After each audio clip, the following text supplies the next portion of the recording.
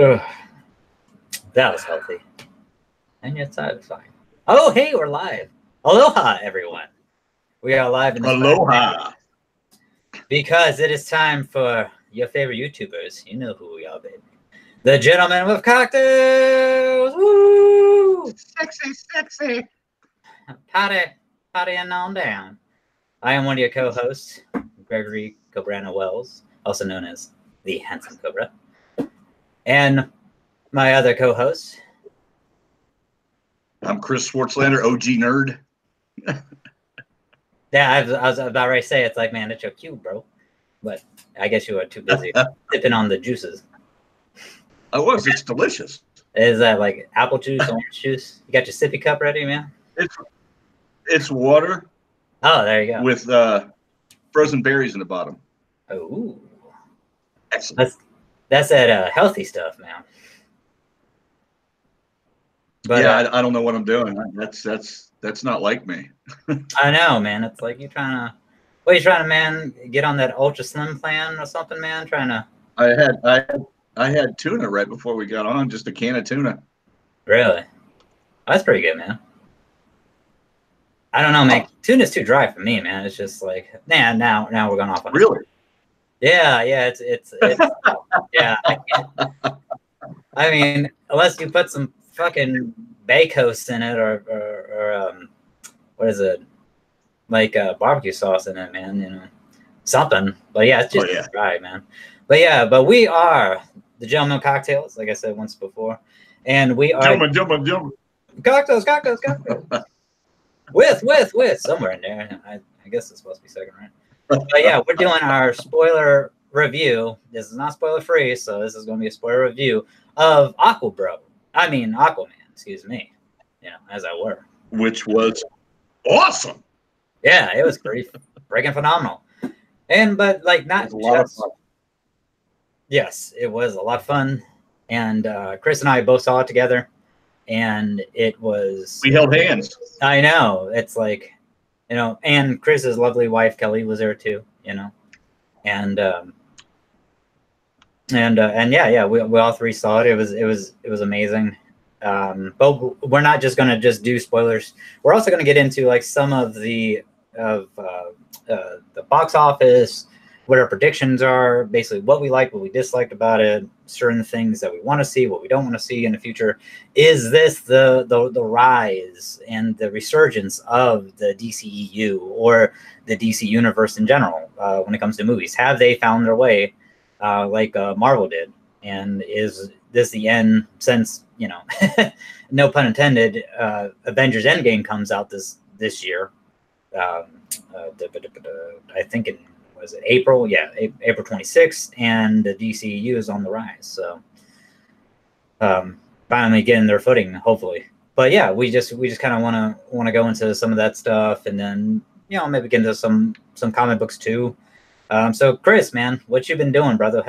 How's life been since we last I've been seeing each other? I've been chilling up here on the mountain. You know, just doing some work, doing some writing. Just got my generator hooked up, so that's cool. So if we ever lose power, I'm good to go. And in the winter, sometimes we do lose power. We've lost power up here for a few days at a time. So oh, really? Now I won't be completely without entertainment.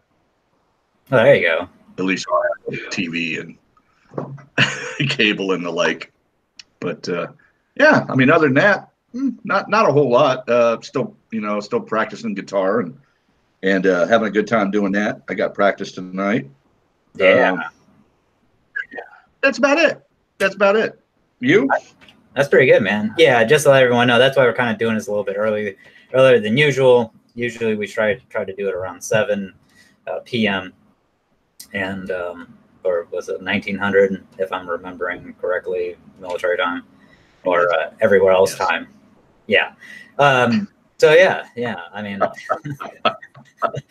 it's been so long ago. It's been like 4 years now, you know, since I've been on. So I was just like, yeah, it's so long ago. But no, I've been pretty good, man. Since like we're talking about Aquaman, I've been playing some aquatic video games, and an aquatic themed like. Hopefully you didn't play Aquaman. No, unfortunately, actually they were supposed to come out with an Aquaman video game, but they never did. There's actually no, I mean the old Aquaman video game. There was an Aquaman video game. I don't remember it. Yeah, I think there was one out for N64. Really? Huh. Pretty sure. Well, that's why we have the Google. Or, but no, yeah. Like I actually been playing this game. My brother kind of got me hooked on, and Subnautica. I don't know if you've heard of it. It's actually really good, man. It's by Epic Games. They're the makers of Hello Neighbor, some other crazy games in that realm. Oh, Unreal. They're the ones that create the Unreal Engine and that jazz. So. I was incorrect, sir. Aquaman Battle for Atlantis came out for GameCube. Oh, okay. So and the Xbox. Oh, okay. Yeah, horrible game. Horrible. Not as bad as the Superman N64 game, but it was awful. But yeah, you play that? No. Oh, well, I mean, I played one for the NES, which I think was the Life and Death of Superman, where it's like basically it's like you play as, I mean, you play as Superman, regular, Clark Kent Superman, and then he dies with the Battle of Doomsday and stuff like that, and then in the beginning, and then you got to play as Superboy, Cyborg Superman, Steel. I mean, it's actually, yeah, I think that was the NES, yeah, Super NES. Yeah, that was really good. That was a good game. Yeah, I like that one. But yeah, Subnautica, man, just real quick, like I've been playing that. It's like you're this I think you're like a scientist or something. You're actually on this ship called the Aurora, and you're out in space in like an alien. You crash land on an alien planet, and it's full of water, and so you're in this life pod, and there's other life pods that were jettisoned onto this planet as well, and basically your base is, for the most part, this life pod at first, and then you got to gather alien. And it's all into water too, and so you have to get these alien materials and stuff like that, and to build to basically because you have this configurator that basically you take these alien materials and you can make it into glass, or you can make it into other materials like a knife, a survival knife, because you don't have any weapons or anything.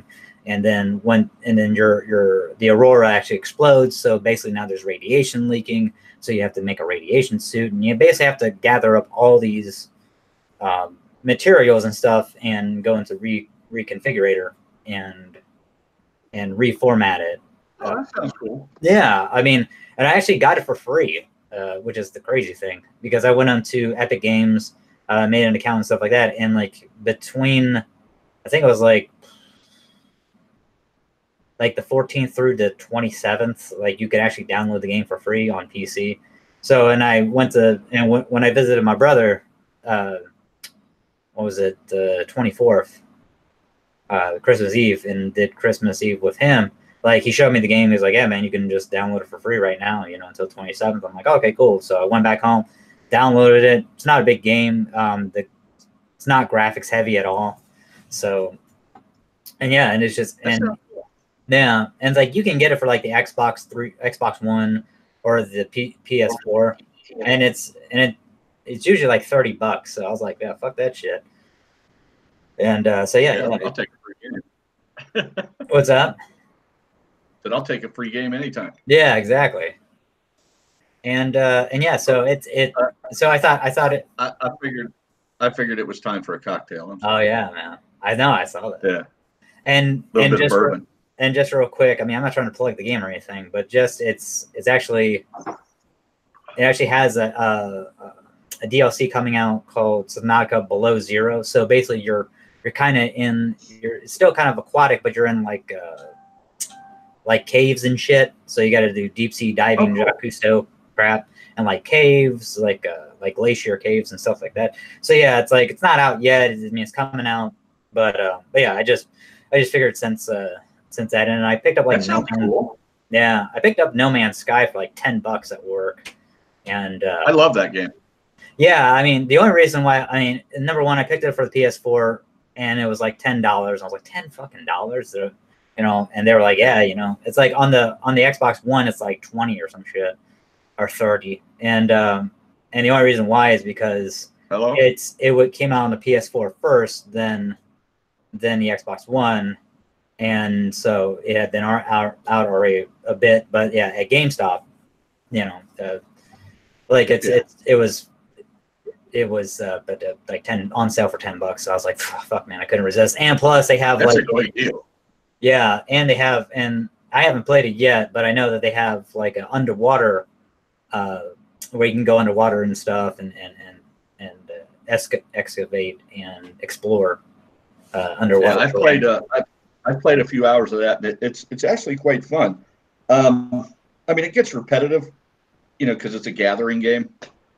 Where you just gather resources. But it's fun to explore the different planets and do different things and different missions and stuff. I'm sure it's a lot more fun to play with other people. Yeah. And I can't really do that with my satellite internet. My ping times are too slow. Yeah. I usually just fall off when I'm on a server. But it's a fun game. I think you'll enjoy it. And the graphics are great.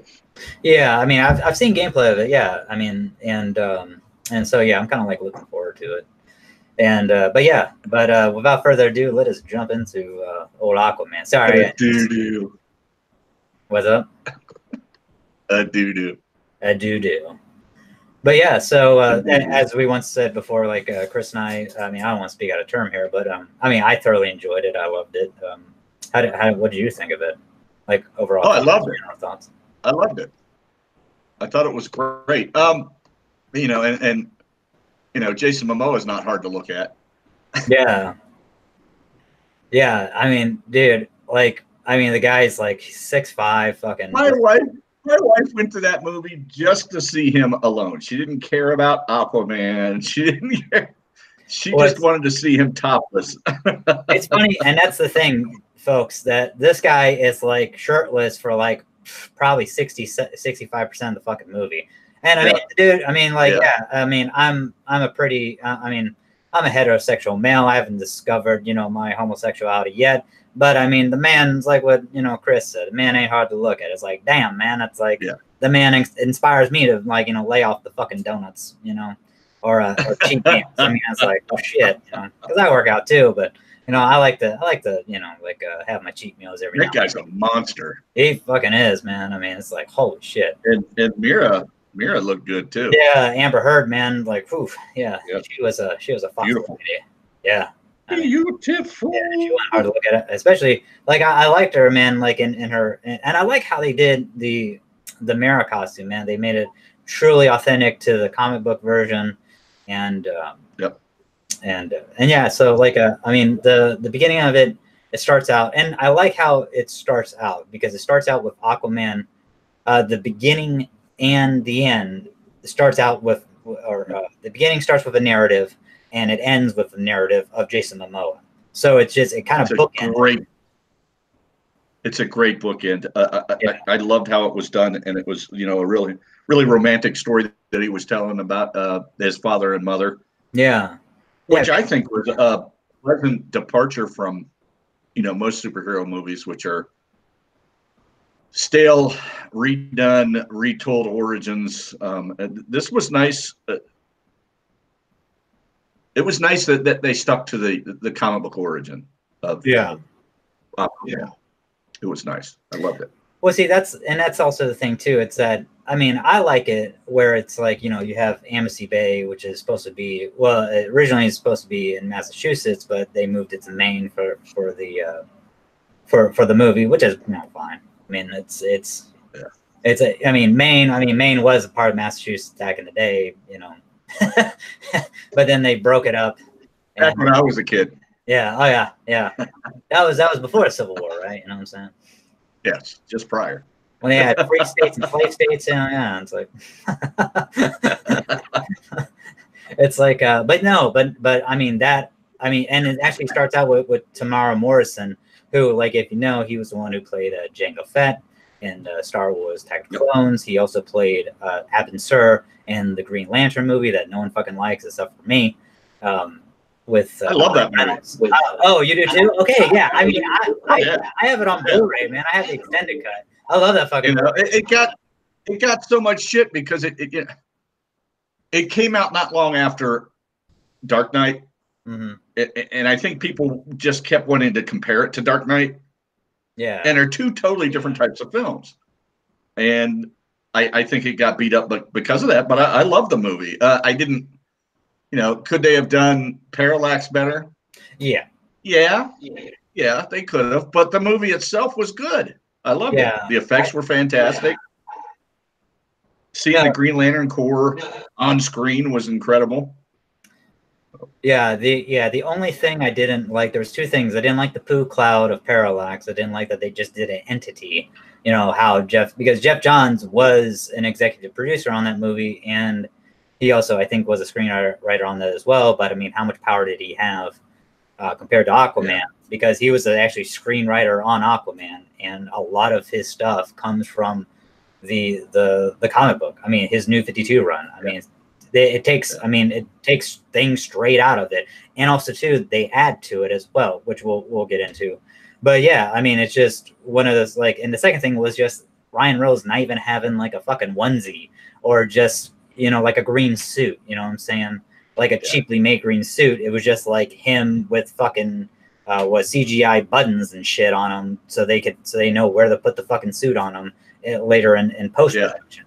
I mean, to me, it would have been great if he just had like a costume. It doesn't have to be like Jason Momoa fucking Aquaman costume, you know, like going all out, you know, and shit. It could have just been, okay, here's a onesie, or here's a fucking what they call it, spandex, you know. Here they certainly could have done an actual costume and made it look good. Yeah, they could have done an actual costume and then added some CGI aspects instead of making the entire thing CGI. Yeah, I think that was a problem. I mean, one of my favorite parts of that, and is like, and the last thing, like, we'll talk about Green Lantern, is that I love what was it, Mark Strong as Sinestro. I loved him as Sinestro. I thought he was a great Sinestro. Oh yeah, he was fucking awesome. Fantastic. And then even the post-credits scene with him getting the yellow ring, I love that shit. I mean, for me, it was like, it was fucking nostalgia boner for me. You know, I was like, you know. And everybody was, what's Sinestro is an awesome villain. Yeah. And but getting back to Aquaman, yeah, I mean, the way, and also too, like, what I liked about it was the dynamic between Nicole Kidman's Alana and Tom Curry. Yeah, I mean, dude, like, she's, man, I don't know how old she fucking is, man, but I think she's probably like in her 50s now, you know. But god damn, well, they age regressed, both of them, in the beginning. Oh yeah, but I mean, still, I mean, you see her. But I mean, even at the end, man. Even at the end, when they actually showed their, I mean, she's a stunning, incredible looking woman. Yeah, she was just beautiful. Yeah, and that's the thing too, is that, yeah, I mean, they kind of, and I love how they do it, because basically they, you know, they stick to the origins where okay, so, you know, she washes up on shore, and Tom Curry, it's Tom Curry. Yeah, I know, Tom Curry. Yeah, Thomas Curry. He finds her. She's been badly wounded, and she's been like in a battle. I can't remember who she was. I think she was fighting other Atlanteans or something. Oh yeah, because she didn't want to get. She was like she runaway bride at it, and basically she was promised to someone, and she didn't want to. Yeah, and she ran away. Yeah, she ran away. Yeah, basically, or swam away. Yeah, and then Thomas Curry finds her, and just the way that they do that, basically, the fucking, I mean, and it's set in 1985, so, you know, he has like an old school fucking like 70s 60s like wooden TV and stuff, and basically it comes on, she takes her fucking trident and just throws it at it and shit, and she, you know, because she doesn't know what the hell's going on, and, you know, for all she knows, she thinks that this guy's gonna fucking, you know, try to do some harm to to her and stuff. And it was set in '85, the year before I graduated. Jeez Louise, man, you're old. Suck it. Suck it long and suck it hard. But yeah, just that, like, just that dynamic. I mean, I'm not gonna be long-winded about it, but just that dynamic and seeing and her costume was amazing. Yeah, just the her landing in armor. Yeah, like the scale, the detail. It was really and just the way yeah, and I actually liked because like I know like they put a wig on Tamara Morrison, but you know there was like at times, I mean, I mean it looked kind of natural. I was like, well, damn, I mean, it actually looks pretty natural, you know, and stuff like that. And I love how just like you know, he gives her like the tea, and she's just like, and she's like, this motherfucker trying to poison me and shit, and she doesn't talk for a good bit, like a good 5 minutes. I mean, you just see her like mannerisms and her body language and stuff like that. Yeah. And, you know, gives her a tea. He's like, hey, you know, like, and then you know, he drinks a little bit, and then she drinks a little bit, and it's just like, yeah. And I kind of like it too, because I mean, it's one of those things where I don't want to say that, because I was kind of thinking about this too, where I mean, I don't want to say it's Stockholm syndrome, but there's not like a real place where she could have went, right? You know, where you know, because she's at this lighthouse. I mean, if she goes into town, right, Amnesty Bay, the town, I mean, you know, she's going to start fucking. I mean, people are going to be like, well, what the fuck? You know, she's using powers and shit and has this fucking trident, you know, with fucking, you know, her Atlantean armor and stuff. So it's kind of like one of those things. She was kind of forced to stay there, kind of. But it was just like one of those things where, what do you do? It's like, you've seen the movie Enemy Mine, right? Enemy Mine, yeah. Louis Gossett Jr. and Dennis Quaid. Yeah, it's kind of like that, where you kind of, I mean, but they're not enemies. I mean, it's just like you're kind of forced, and eventually you develop this bond and relationship with one another, and that's what I liked about it. Is that even though, I mean, you know, it's quasi Stockholm syndrome almost. I mean, well, I think that she saw what a kind man he was. Yeah, and you even saw it, you know, later on in the movie with the way he interacted with Arthur. He was just a cool dude, and he really took care of her, and I think that she really appreciated it. And you know, next thing you know, they're banging away. Yeah, pretty much. I mean, and yeah, and that's and even like, and that's, I don't mean to. I have so many questions to ask about that. What's that? I have so many questions that come to mind about that. Oh, about like, oh, okay. Yeah, I mean, I don't mean to seem like it's actual Stockholm syndrome. It's just one of those things where it just, in the back of my mind, I'm just like, I mean, yeah, I mean, eventually, because we don't see that. I mean, they just kind of fast forward, so it's just kind of like, you know, I mean, she does have options, but it's just one of those things where, I mean, and also too, I mean, she could have just with the snap of her fucking fingers could have fucked that guy up. I mean, you know, so it's just, yeah, it's not like she couldn't have killed him. Yeah, exactly. Taken over and been like, yeah, this motherfucker, I'm the new lighthouse person. But yeah, I mean, it's just one of those I'm pretty sure it was consensual. Yeah. And but yeah, but I liked it too, like how you know, when she went back, it's kind of like, hey, listen, look, I'm doing it to save you and Arthur. And I liked it too, how he got his name from the storm that was approaching, you know. It's like, and he was like, yeah, it sounds like royalty, Arthur. It's like, you know, and even they make mention of King Arthur and King Arthur. Yeah, and later on in the movie and stuff. And I like that. I like that. And yeah, and Arthur's a strong name too. It's like I like the name Arthur. I mean, hell, that's like Arthur Morgan from fucking Red Dead Redemption 2. I had to get in sometime. Not allowed to know. So yeah, I figured we just get it. We're good. We got it out. Got it out of the way. All right. Art. I would never call my kid Art. No, hell no. It'd be Arthur. Just like they call a guy with no arms and no legs that's hanging on the wall Art. Oh my gosh. But yeah, so I mean, and it's also Jason Momoa kind of giving us the backstory too, where there's certain, and what I like how they do it, even though it is a bit of it's a bit of an origin story, but also a bit of a sequel as well to Justice League, because they do make reference that Arthur and Mara is the one who does this, where it's like, hey, you took on Steppenwolf and like you kicked his ass, you know, you beat him, and stuff like that, and so this is set after Justice League, but it's also him, like at certain points it's either him remembering or him going back in his unconscious and just remembering certain things that kind of trigger that those moments. Arthur's narration of his parents' story really showed how much respect he had for both of his parents and how much he loved them, and how deep their relationship affected who he became.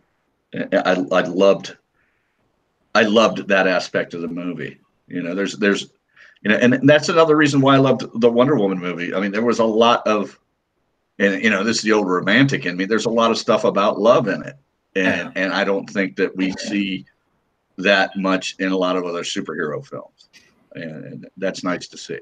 You know, a true romantic relationship. It's pretty cool. Yeah, and I like pretty cool. Yeah, and then was it flash forward? We go to so then after Alana goes back to Atlantis to basically safeguard Tom and Arthur. Like, we flash forward to Aquaman now, and then there's a look. We see a submarine basically getting hijacked by some pirates. Lo and behold, it's Black Manta and his father, and who are part of this gang of pirates hijacking, and we find out that it's a Russian submarine. And it's prior to him being Black Manta. Yeah. This is pre-Black Manta. So it's actually because if you know, and it's pretty accurate when it comes to the comic book, you know, somewhat. But and I like how they did it, because in the comic book, at least in New 52, like Arthur outright fucking kills Black Manta's father. Just straight up fucking cold blood kills that motherfucker, because I believe he thought that his father killed his dad, Tom Curry. And if I'm remembering it correctly, I mean, they've changed this motherfucker so many times. And but the New 52 run, the Jeff Johns run, I believe that it was Black Manta who killed Tom Curry, and then Aquaman thought that it was actually Black Manta's father, but it was Black Manta that did it, so he killed his father. And oh no, I know what happened. Black Manta came on the ship. Tom Curry, he was having like a seizure or a heart attack or something, and so thus Arthur associated that with Black Manta killing his father, even though, you know, like, he didn't straight up cold blood kill him. He associated that with, like, hey, you're the reason why my dad had this heart attack or stroke. He blames him for it. So, but basically, it's like in the movie, it's like, hey, listen, and I love the backstory, man. That Jesse Kane. I mean, because basically Black Manta's name is David Kane in this, and his father is Jesse Kane, played by the amazing actor Michael Beach. Which, if you ever seen Sons of Anarchy, he's one of the Grim Bastards. Phenomenal actor. And the guy who plays Jesse Kane, Michael Beach, he actually explains to David Kane, Black Manta, listen, look, this mission is a success. He shows him like a dagger, says basically, listen, look, this was passed down from your grandfather, my father, and he was actually one of the first frogmen in World War II, you know, but as time it went on, and also too because of segregation and all that jazz, like people forgot about him, you know, and so, but he was given this dagger with at the hilt of the blade engraved is a manta, and they called him the Manta. And so it was passed down to me, and now I pass it on to you, my son. And so that's when, and so that just kind of reinforces the you see the just that little bit you see the all right, the makings of Black Manta. Thus, fucking Aquaman comes in, saves the day, but the thing is that he traps Jesse Kane and with a torpedo, because Jesse Kane tried to injure Aquaman with like a 2 or 3 round, and basically he does actually injure him with one, but he tries to go for another one. Aquaman shoves some projectile in his shoulder, and so he's just kind of like pinned there, and then a torpedo actually slams on him, and he's like, and what's so cool is that Black Manta, David Kane's like, hey, help me, please, help my father. It's like, and he's like, hey, your dad got you into this. You two got yourselves into this situation. Get yourself out. And I love like later on in the movie how like let the ocean decide. Yeah, it's like it's like the whole like Batman thing, with fucking Ra's al Ghul. It's like, I don't have to save you, but I ain't gonna kill you either. It's like. But but I loved it because later on in the movie we see Aquaman have fucking remorse, saying that he regretted it because had he saved him, the things that happened to Black Manta and that happened around Black Manta would never have happened. Yeah, I mean, he probably would have, he may have been maybe more of, he wouldn't. I think Black Manta would have happened, but he wouldn't be so vengeful, He wouldn't be so. All he wanted. The only reason Black Manta became such a wanton killer, someone who wanted to take Aquaman out, and no one else, was because his father was killed by Aquaman. Yeah.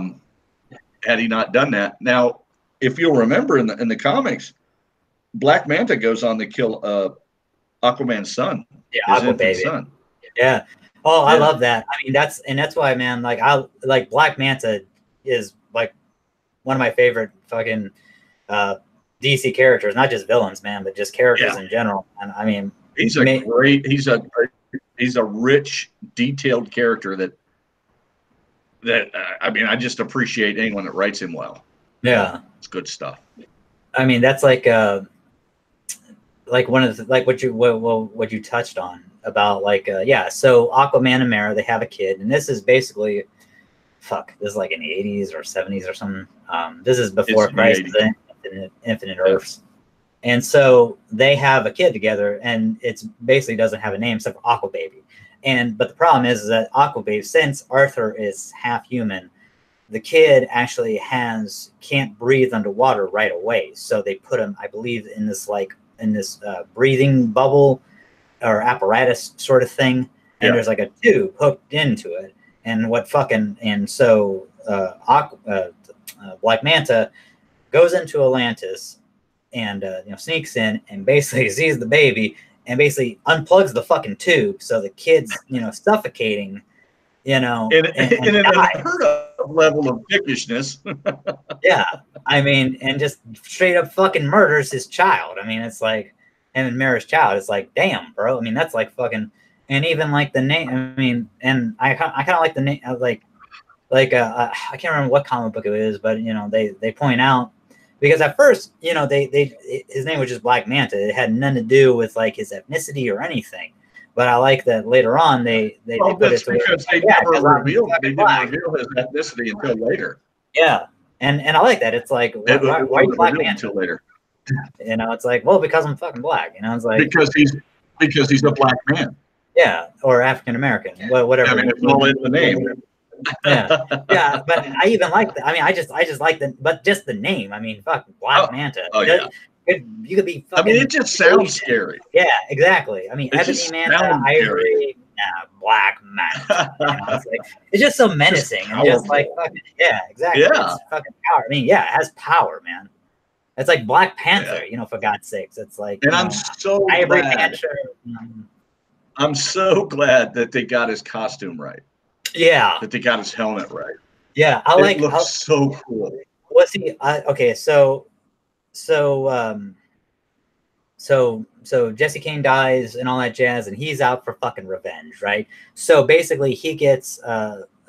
We learned that basically this was all set up by Orm, Aquaman's brother, to basically have an attack on the Zebellians, and so they would join Orm, because what Orm wants to do ultimately, he wants to become the Ocean Master, and basically the only way to become the Ocean Master is by having all 7 kingdoms of the 7 seas come together as one and declare you as the rightful Orm, in this case, as the rightful person, because he's the king of Atlantis right now, but he is not the Ocean Master.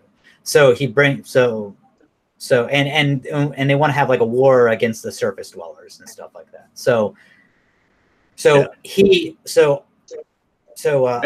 And Patrick Wilson, I thought Patrick Wilson was awesome as. Yeah, dude. I've heard a lot of people complain and said that his acting was stiff. I didn't see that. Oh no, man.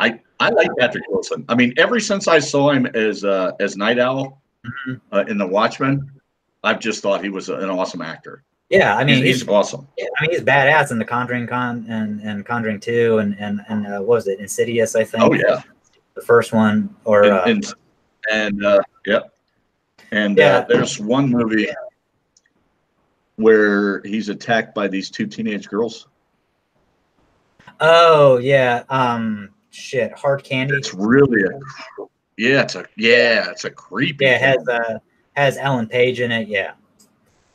Yep. And I mean I haven't seen the movie, Ben, but I've heard like really good things about Hard Candy. Man, that's like one I've been meaning to watch. I just haven't. Either it's not on Netflix or I can't find it. And it makes you just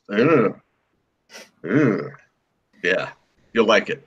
Yeah, because but him as Orm was like really great. But the thing about Black Manta, we actually get to see, and I actually seen this like as a still image of the original helmet, and what they do to basically modify to make a new one is so fucking badass.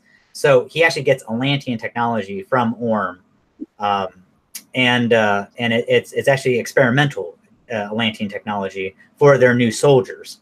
And so what he does is that he makes a helmet that's more form-fitted, I guess, that is basically like the original Black Manta helmet, but it's like it conjures so much fucking energy that it actually blows in the middle. And he's like, I'm gonna need to make a bigger helmet. So and then that's when we see like the actual and I love that because it explains why Black Manta's helmet's so big. Yeah. Because it's always looked in the comics a little too big and bulky. Yeah. And now it makes sense that it's big and bulky because it has to be to hold that tech and to make that tech work. Mm-hmm. And that was awesome. That was an awesome nod to that. That was great. Yeah, I loved it, man. I mean, I love that basically they show you without actually fucking telling you that this guy's an engineer, that this guy could probably work for fucking MIT. I mean, this guy could work for fucking NASA or some shit. But instead, he could work at Star Labs. Yeah. But it's like, you know, I mean, but he's so hell-bent on revenge that he's using all of his fucking knowledge and resources to fucking go after Aquaman, which is just, once again... his mind powers. His mind powers, see? Yeah, exactly. I mean, I love it, man. And then yes. And then another thing that I love too, man, is that it becomes like, we were talking about this before when we did a live stream at Mountain Empire Comics. It actually becomes that Romancing the Stone, Jewel of the Nile, fucking Uncharted.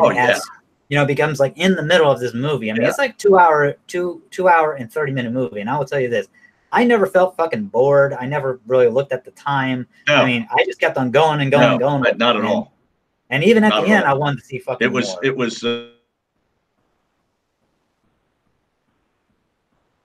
frozen up. Yeah. You good? Oh, there you go. I'm sorry. Yeah.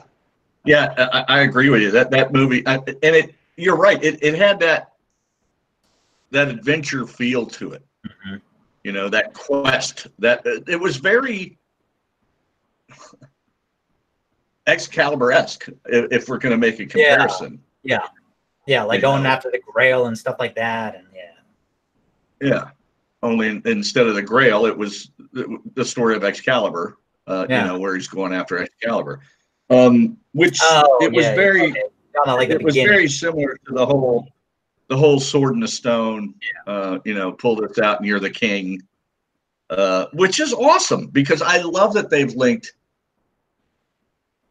the story of Arthur Curry with the story of Arthur Pendragon. I just love that they've linked it to the Arthurian legend, which is one of my favorite legends that I've always loved since I was a kid.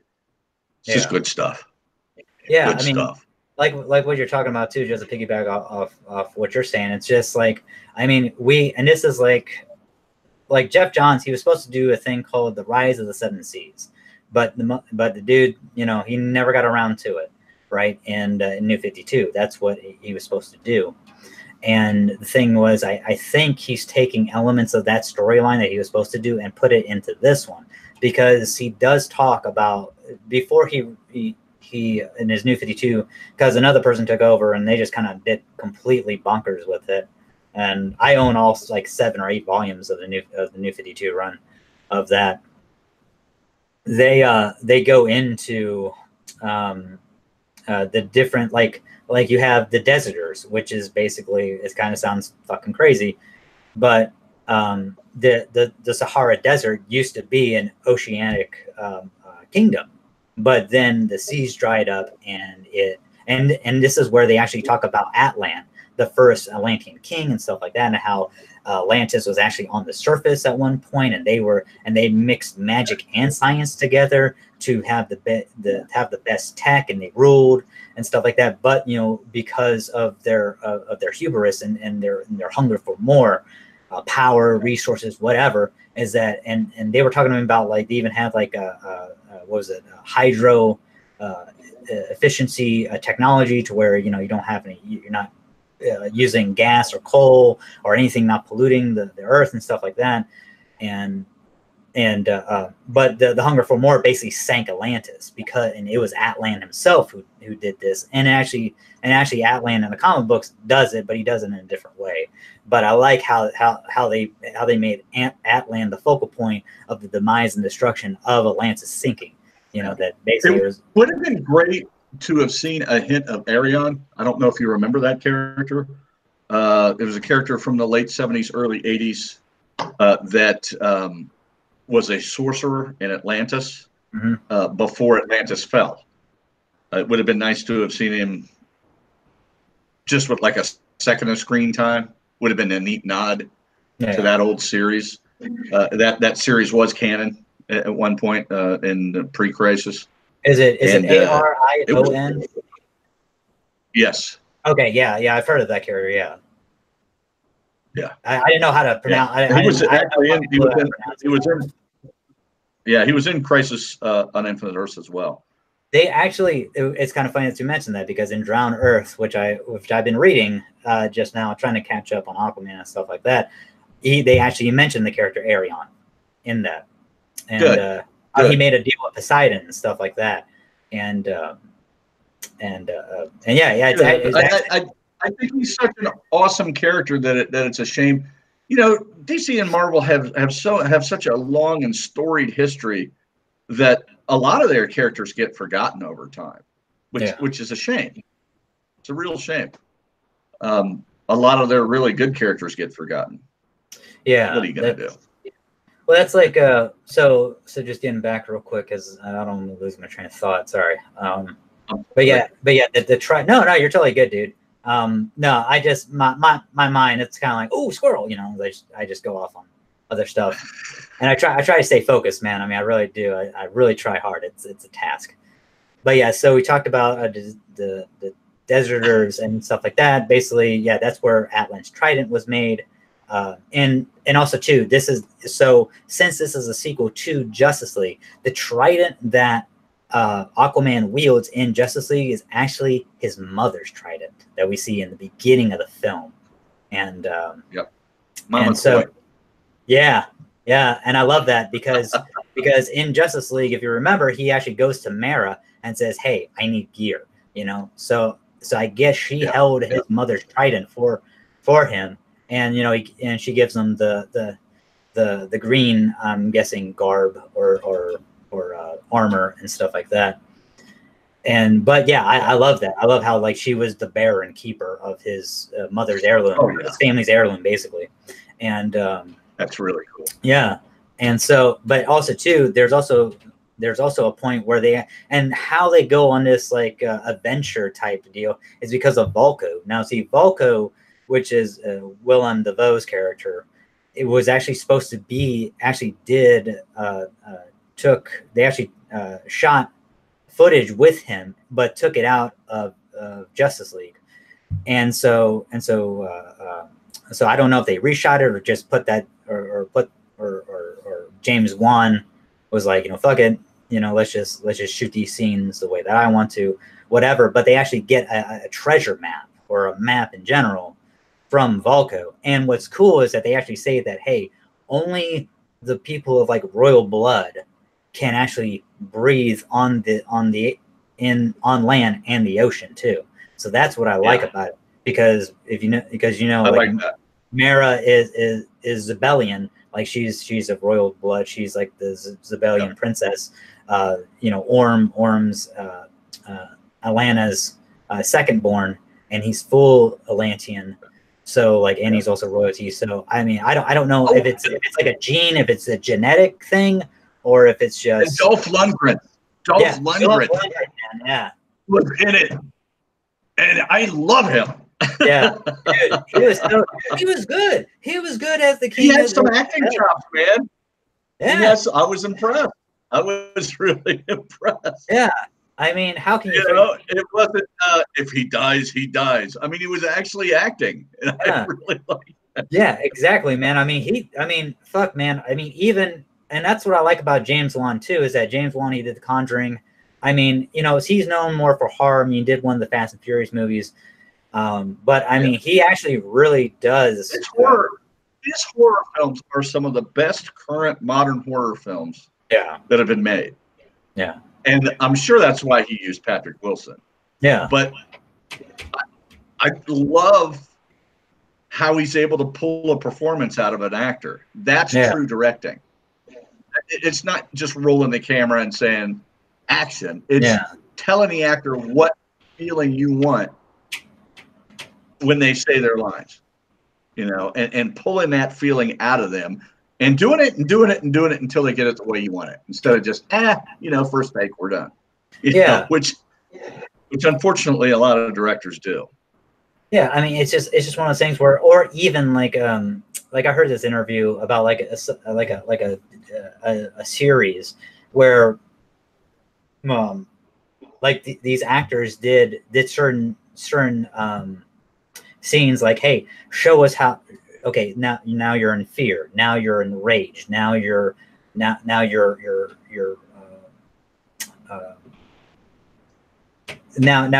feeling saddened, or like you're feeling desperate, you know. And the actress was saying that, like, we did it all this way, and when I saw the final product, I saw how they cut how they cut all these different scenes that I did in a fluid motion. So you see the fear, the desperation, the anger, the rage, the sadness, you know, all in one fluid take. I mean, it was like seamless from what she said. But she remembers, like, shit, you know, I remember doing take after take after take after take. But it was like, but the way that they cut it was edited was so fluid that I'm like, damn, this was really good, you know? Wow. But yeah, I mean, and that's one of those things too. Like, what I was saying, what my point being is that you know, James Wan could, like what you said about Patrick Wilson, right? I mean, he's already done like 2-3 movies with the guy, so it's just kind of like one of those things where it's just like he's very comfortable with that actor, and not just, you know, just not the comfortability, but because Patrick Wilson is such a good fucking actor that it's like, and he trusts him. Yeah. He knows he's going to deliver the lines as he wants them delivered. Mm-hmm. So, you know, and who doesn't want to do that? Yeah. And that's why a lot of directors will reuse actors in different films. You know, yeah, why that's not? that's like Scorsese and Leonardo DiCaprio. I mean, you know, Yeah. or Tim Yeah. Burton and Johnny Depp. You know, for like the longest. Or Kevin Smith and everyone else in his movies. Yeah, pretty much. Yeah, exactly. But what I liked about Orm's character is that basically he was he was basically what Aquaman was in the comic books. Had the blonde hair, the blue eyes, you know, clean shaven, and basically that's what they wanted to do, because they did. He talked with Patrick Wilson, said this in an interview. They talked with James Wan and said, "Listen, look, I want to be that comic book accurate Aquaman. I want to be the exact polar opposite of what Jason is, you know." And and him and Juan were like, well, why don't we just do fucking Aquaman from the comic books, you know, like clean shaven, blonde hair, blue eyed, you know, fucking, you know, that guy. Like, okay, you know, let's do it. And the helmet, the Oceanmaster helmet. Yeah. Oh man, when I saw that, I was like, yes. the fucking purple and silver armor. I mean, it just everything was just kind of fucking. It was everything about that film was, in my opinion, good. Yeah. I really had no problems with that movie. I just didn't. I mean, there were some corny, silly parts to it, and let's face it, Jason Momoa is not. And don't beat me up, Jason, if you ever see this, because I love you. Is not the best actor at delivering lines. But it was great. I mean, sometimes some of his lines were cringeworthy. But I just owed it to the character, you know, the fact that he was Aquabro. Yeah. Well, I mean, that's like one of the things where, and this is one thing like Jason Momoa, Aquaman or Aquabro, like he'll give credit to. It's like, hey, listen, look, I mean, this was kind of like Schneider, you know, this was Zack Schneider doing, you know, where it's like, you know, he made the, and that's what I like about it too, is that basically Zack Snyder is still in the conversation. As much fucking shit as Zack Snyder has gotten for like Batman v Superman or Man of Steel or Justice League. And that's a fucking shame, because he's a damn good director. Yeah. People forget the 300. They forget the Watchmen. They forget Dawn of the Dead. Those are all incredible fucking movies. And when the studio sticks its big dick into your fucking script, it's going to get fucked up. And they did it on both Batman versus Superman and on the Justice League film. Yeah. I had no problem with the Man of Steel movie. I thought it was fantastic. It was a neat look at a sullen Man of Steel. Yeah. I mean, the only thing I will say, the only thing I had problems with Man of Steel was I didn't mind them updating the character. There was two big things. One is that basically the way that Jonathan Kent went out, and number two, the way that Clark Kent said, "You're not my father" to him right before the fucking tornado. It's like, okay, Clark would never have done that, you know. Christopher Reeve Superman would never have fucking done that. It's like, we all say dumb shit when we're kids, when we're angry, and that to me felt real. Having had a stepfather, and that felt genuine. You know, he's a teenager.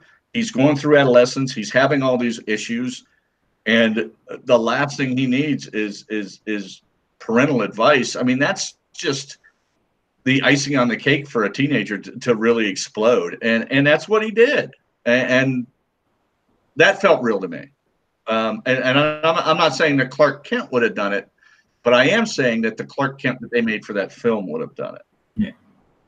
Yeah, I mean, see, and that's the hardest argument too. Like, where it's like, I do understand it, and that's where it's just it's like what we were talking about with Doomsday Clock. I love, as much as I'm not a big fan of the new issue, I do love how Gary Clark represents Superman as that Christopher Reeve Superman, because that's the Superman I remember. You know, you will believe a man can fly. That fucking slogan. You know what I'm saying? I mean, you know, Christopher Reeve for me is like the pinnacle of like Superman. Yeah, he's the penultimate Superman. Every time I pick Superman, I picture Christopher Reeve as well. Yeah, I mean, God rest his soul.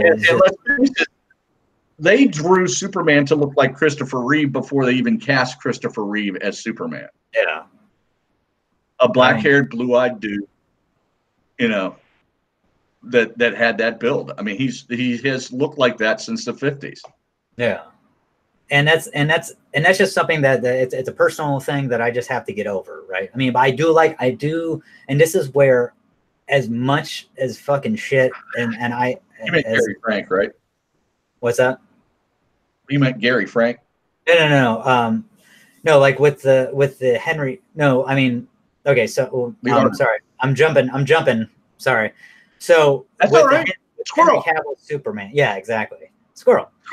With the Henry Cavill Superman in Man of Steel, or not Man of Steel, Batman v Superman, right? Because they tried to do the death of Superman and the rebirth and all that that shit, you know, in just one fucking movie. And it's just, but what I like about when he came back in Justice League, I like how they did not truth, justice, and American way, how they went to the Max Fleischer shit of just saying truth. And because he basically comes back and he's like, I'm all about truth and justice. And I'm like, and then just him fighting Steppenwolf. I mean, he looked, man. I'll be honest with you. That whole truth and justice, people are so afraid, and this is going to sound like a political rant.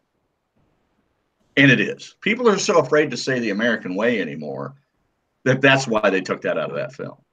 Well, no, that's what it used to be, though. Like before Truth, I mean, you got to remember, man, Truth, Justice, American Way. That was back in the fucking 80s, and late, yeah. I mean, well, like late 70s, early 80s. Truth, Justice, and the American Way has been around since the 40s. Well, I mean, for Superman, not fucking. I mean, it used to. I mean, the Max Fleischer stuff. Well, the Max Fleischer stuff, it was truth and justice. That's Max Fleischer cartoons. That's not necessarily the comic. It's still Superman, though. Because you've got to remember, Superman, when it was out initially, it was out during World War II. Yeah. So it was Truth, Justice, and the American Way. 1939, right? Yeah. It came out in 1939. Yeah. World War II started in what, 1938? I don't know. You were alive back then. You know better than me. I'll go on your word for it, but all right. But I mean, it ran through that time period. So you had, Truth, Justice, the American Way in the 40s when Superman was, plugging for war bonds and slapping Nazis and Japanese soldiers around and stuff like that. And then through the 50s, when the whole McCarthyism era came around and, kill a commie for mommy, Superman was still Truth, Justice, and the American Way. Now, he was always all about being equal towards all Americans, but it was always Truth, Justice, and the American Way. You see what I'm saying? Yeah. It didn't matter what race, creed, color, religion you were. As long as you were an American, Superman was always behind you. Yeah, but I like how but that was the 40s and 50s, and it carried on for years, and it skewed a little in the 90s, and it's skewed a little now, but it used to always be the American way. Well, see, I like the skewing because it's just truth and justice. I mean, because he's a being of the people, of like, and that's You're right. He is a being of the people. You're right. No matter what country you're from, it's just, and that's what I love about the first Superman the movie, where it's just like as far as like, hello, don't get into human affairs, and like though it's like really fucking weird, man, that Jor-El is like, he's like telling him not to get into human affairs but to lead the people too. It's like, what is it? Oh, Brando. Yeah. Like, which one is it? Not interfere or lead these like, what the fuck you want me to do? Where's my meatball sandwich? What's up? I'm so hungry. Yeah, it's like, it's just one of those things where I think they paid him in sandwiches between takes. Yeah, I mean, but that's just one of those things where it's but now we're getting on. But yeah, it's just. But getting it I back. love our tangents. I do too. I just like, but we can go on these for days, man. That's the problem. It's like but it's good. It's good. It's not nothing wrong. It's just good stuff. I don't, and going back to the whole thing, I don't have a problem with them changing it, but I'm saying in today's politically charged climate, it was changed for a reason. Yeah. Not that I have a problem with them changing it. I'm saying there was a reason behind it. Well, I mean, that's all. That's like a lot of people, like critics with Aquaman. Like, since we're talking, a little bit of political stuff, like the whole thing with Aquaman, because they call him like half breed in the movie. I mean, it's like especially when they fight for the throne, like Orm and him fight for the throne. They fight twice. The first time it's in a gladiatorial arena, which I fucking liked it. It actually reminded me of like Gladiator and shit, and I thought that was awesome. Orm totally had the fucking advantage, but it's like it never gets decided because Orm basically tries to have his brother killed, and Mara steps in, and she's like, because her father says some shit like it has already been decided, Dolph Lundgren or some shit.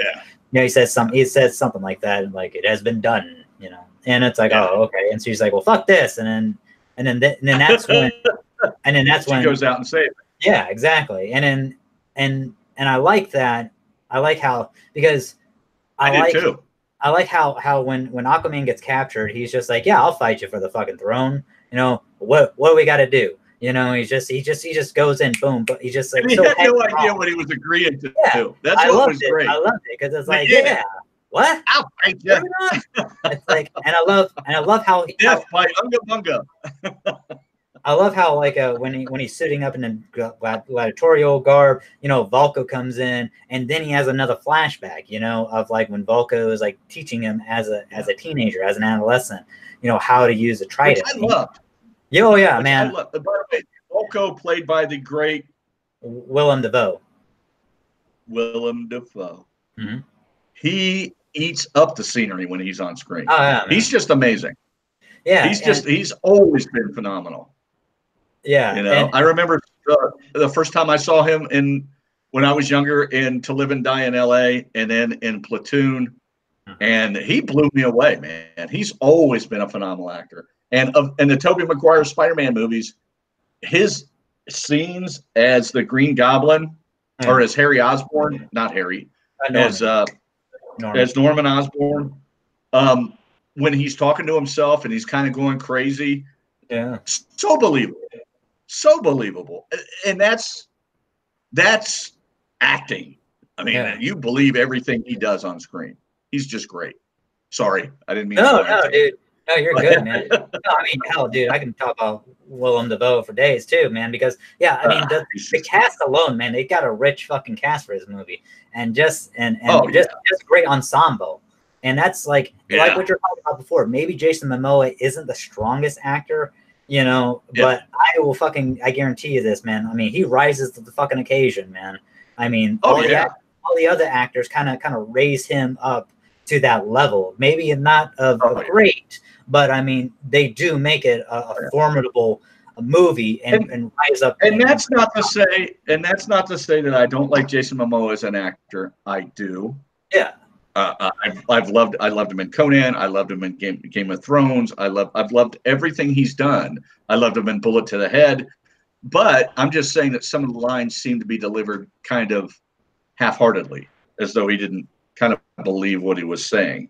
Yeah. Although I did like the one line about maybe we could have peed on it, or you could have peed on it. Yeah. So what Chris is talking about, so we get so the map that we get that Vulko gives Mara and Arthur is that basically it's in the lost city of the Deserters, and so it connects into and they have to find it and stuff, and so they get there and they connect it in, right? But it doesn't do anything. So, to unlock it, you got to have like it's kind of like I like it because it kind of takes from Fifth Element a little bit. You got to have some moisture. And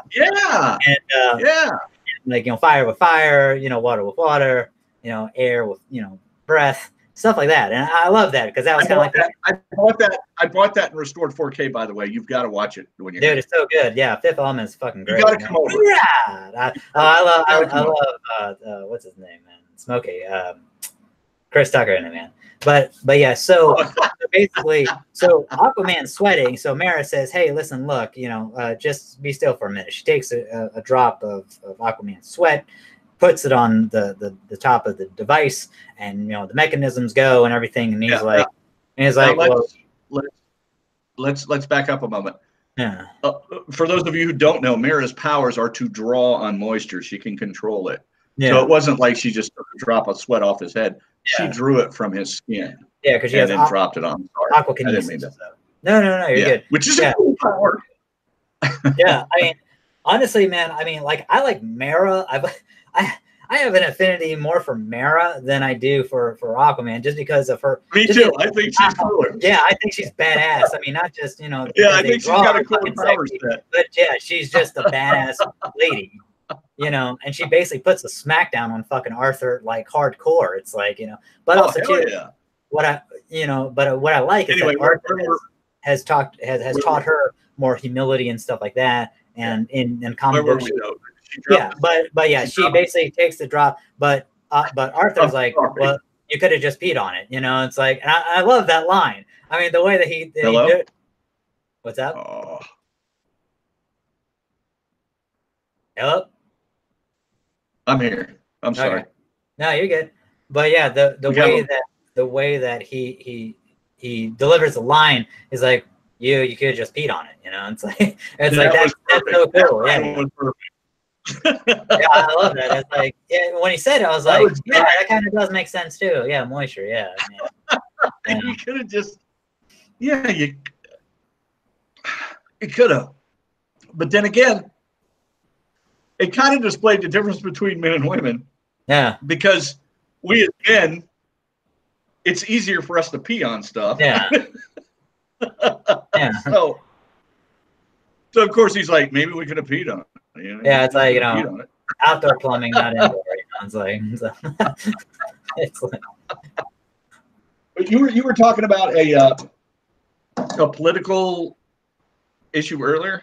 Oh yeah, like the okay, so like I like how they kind of, and they don't really kind of, they talk about like the half-breed stuff, and they mention it, but they don't like beat you over the head with it. It's like, because you could see him as like, okay, he's a half-breed, as in like he is a surface dweller, but also as an Atlantean as well, or you could just see it as like, okay, he's of either of an islander descent, whether that be Samoan, islander.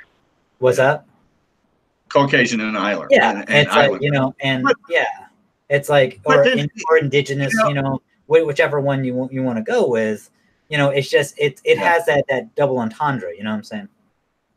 That double meaning. I didn't see that. When they said half breed, I thought half Atlantean, half human. Yeah. My biggest problem with restricting words is that once you run out of descriptors, you can no longer tell stories. So, we've got to stop that. Yeah, censorship bad. Well, yeah, it's like to it never bothered me. It's just like, I picked up on it, and I yep. And that's like when Orm and him were going up against, it's like you see King Orm and then you see Half-Breed, and they actually have the fucking stats and the glatorio stuff, It was so funny. It was like UFC card shit, It's just like, holy fuck. It's great. Like what a dick Orm is to put that up there instead of putting his name up. Yeah, it's like, it's like, yeah. I thought it was cool as shit, man. It was just so baller, man. Well, and my biggest problem is a lot of people tend to read too much into words and come up with their own conclusions. My words are my words. Don't read any deeper than what I'm saying. No. And what I write, don't read any deeper than what I wrote. It's not, I don't have hidden meanings in what I say. And Well, I think I'm that's sorry. why. Go ahead. Oh, I'm sorry.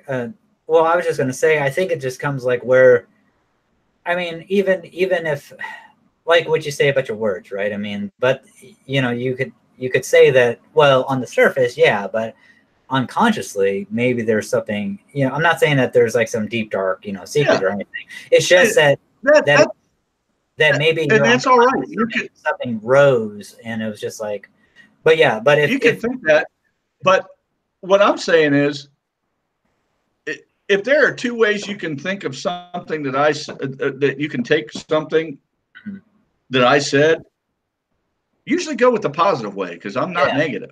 Well, yeah, that's, you know, and that's our biggest problem now is that we assume everyone is negative, and I don't assume that. I assume everyone is positive, and I try to continue to do that. You know, I don't care who you are. You know, I assume that what you're saying is unless you're absolutely just being a dick and saying dickish things about people. I mean, there's the absolute where, you know, someone is actually judging someone and saying bad things about someone. But if you're just talking, I'm not going to measure everything that you say and judge you for the words that you say. If you're just having a conversation. yeah. You know, if you're talking bad about someone and hurting their feelings and judging them, I'll have a problem with it. But if you're just talking and bullshitting and blah blah blah and joking and stuff, and then I'm never going to take that as a negative unless you say something really fucked up. Yeah.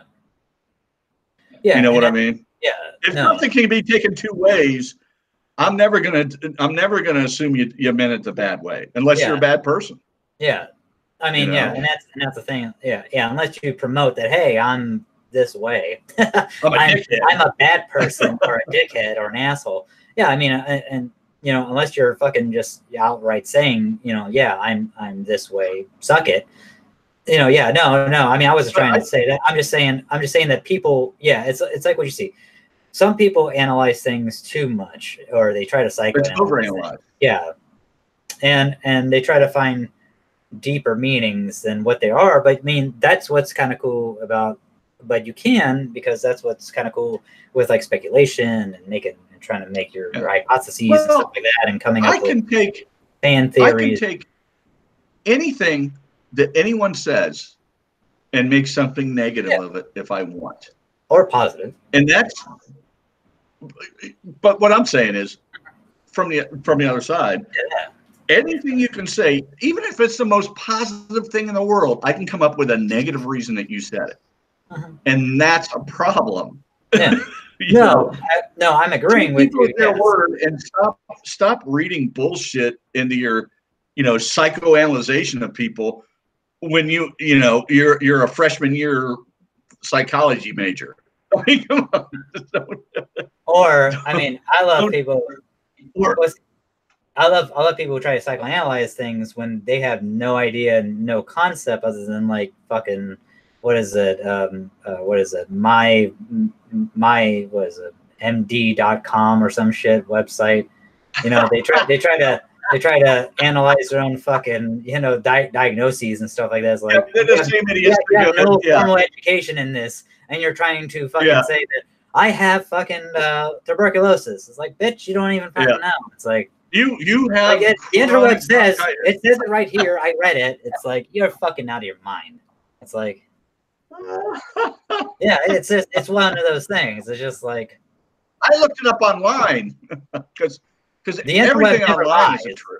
Yeah, interweb never wrong. People on the interweb, they totally say 100% the truth, you know, and their opinions matter. Always. I mean, there's nothing. Truth, justice, the American way. Get her done, you know.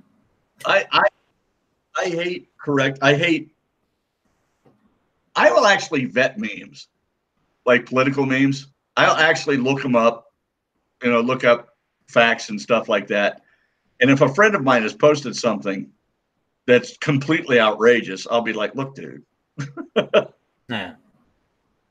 not true. And then I'll send them the link. But unfortunately, there's a lot of that now. You know? Yeah. You can't watch and get the news anymore. And I blame the 24-hour news cycle. You either get it from the right or the left. Yeah. I'm sorry, from the right or the left. Oh no, yeah, you're military. That's drinking. Right or the left. You can't get an unbiased opinion on the news anymore because there's a 24-hour news cycle on all these channels, and they have to fill that time period. And within that time period, someone is on there giving their opinion. And unfortunately, there are a lot of people who follow this person or that person who believe what they say, and that's that. And that's a problem. People don't research anymore or look things up for themselves to find out the truth. They would rather watch their favorite talking head, you know, be it Rush Limbaugh or Sean Hannity or Gentleman Cocktail. Rochelle Meadows or anyone else. Instead of finding out things on their own, they'd rather watch. They want to be spoon-fed information. But back in the day, we had our news slots at night. They'd give you the world news, and you had to make of it what you made of it. Yeah. That was just how it was. Yeah, and that's like you know, just going off of what you said, man. Like I'm the same way. Like what you were talking about before. Like I try to be a very positive person. I mean, I know at times, I mean, I can come off very, I guess, like an asshole. But you know, I mean, like I always try to be more of a lovable asshole. So it's just kind of, and you've always been good to me. So. Oh, thanks, man. No, I try. No problem. But but the thing is that but if someone were to take my words and twist them and stuff, that's like what we were talking about before, like the Stockholm syndrome quasi thing.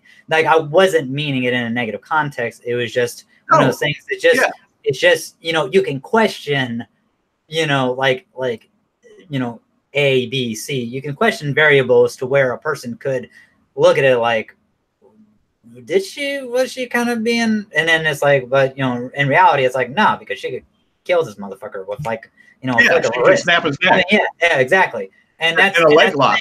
And yeah, exactly. I mean, and that's the thing where I wasn't trying to be a negative Nikki, you know, or it was just, I was just trying to, you know, put another spin on it or look at it from like a different angle or different point of view. Oh, you know, and that's, and because I'm a very, I try to be a very positive person. I try not to offend people. And if I do, hey, you know. Yeah, me too. If I offend you. Yeah. Well, I mean, that's a personal problem. You know, I mean, that's a personal issue. I mean, because if I'm trying to be a very humble, very, very social person, and you still got fucking problems with me, that's a you, not a me. So it's like, you know, fuck off. You know, I mean, that's you just sound like Mario. What's that? You sounded like Mario there. What? That's a you, not a me. Oh, that's a you, not a me. It's like, yeah, it's true. It's like that's a you, not a me. You know, it's like, it's a me, no. Mario. Oh no! I got it. I got that. Oh. Like, yeah. But you're right. And yeah, you're right.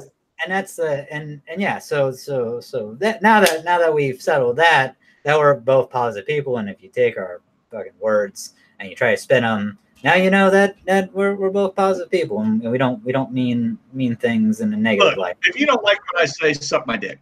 Yeah, I mean, exactly. Suck Chris's dick if you don't like what we say. Exactly. You know? From the both of us. Suck Chris's dick if you don't. Get in line. Exactly. You know? Get in line. Jesus. But yeah. So and then so going back to Aquaman, the I did like so they go on these hijinks and stuff like that, and they go adventuring. And then they go to one of the things I love is that they go to the trench, and that's like the Marianas Trench, and that's actually in Jeff Johns' New 52, like Volume 1, the trench, and you see these Atlanteans that were actually, since the Marianas Trench is one of the deepest parts of the ocean, like they've been mutated and turned into these like piranha-looking creatures, like piranha creatures and stuff like that, and that's just so cool, you know. And then so they well done. Yeah, I mean the They were I mean, amazing.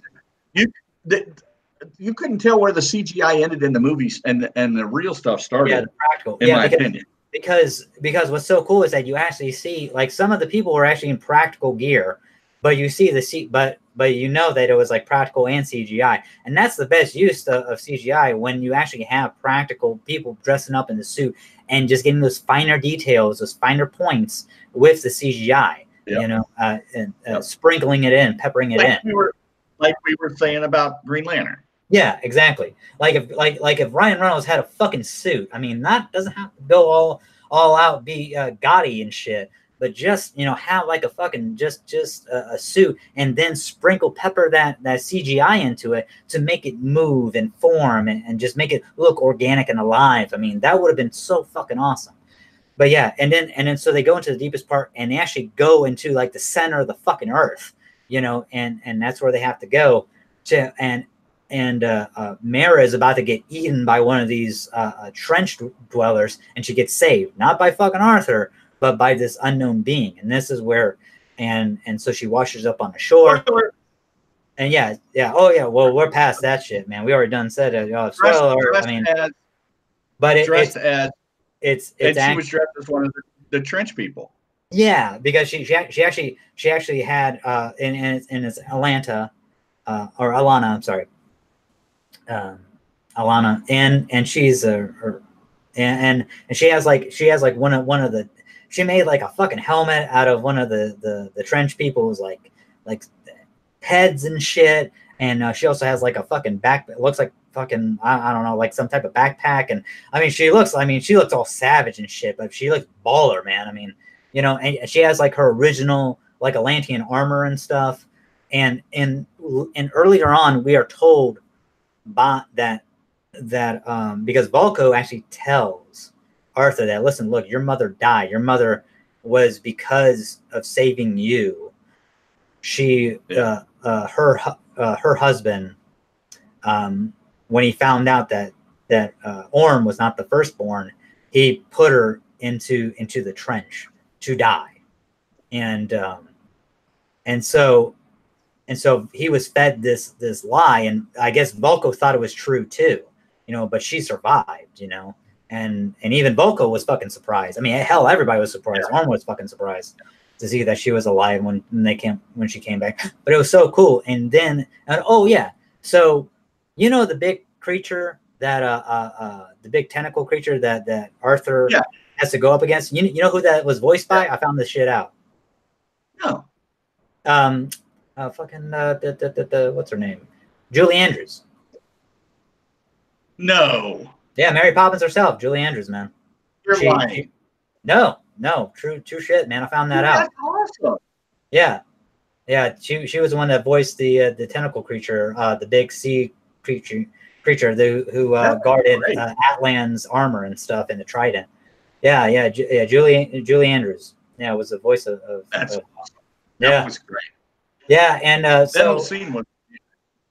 Yeah, well, I mean, we're going a little ahead. Arthur finally gets to the island, to this secret island in the middle of the earth, and like journey to the center of the earth type shit. But his mother says, Alana says that, listen, look, I've tried like 3 times or several times. I cannot get the trident. But it's also supposed to be for the rightful person.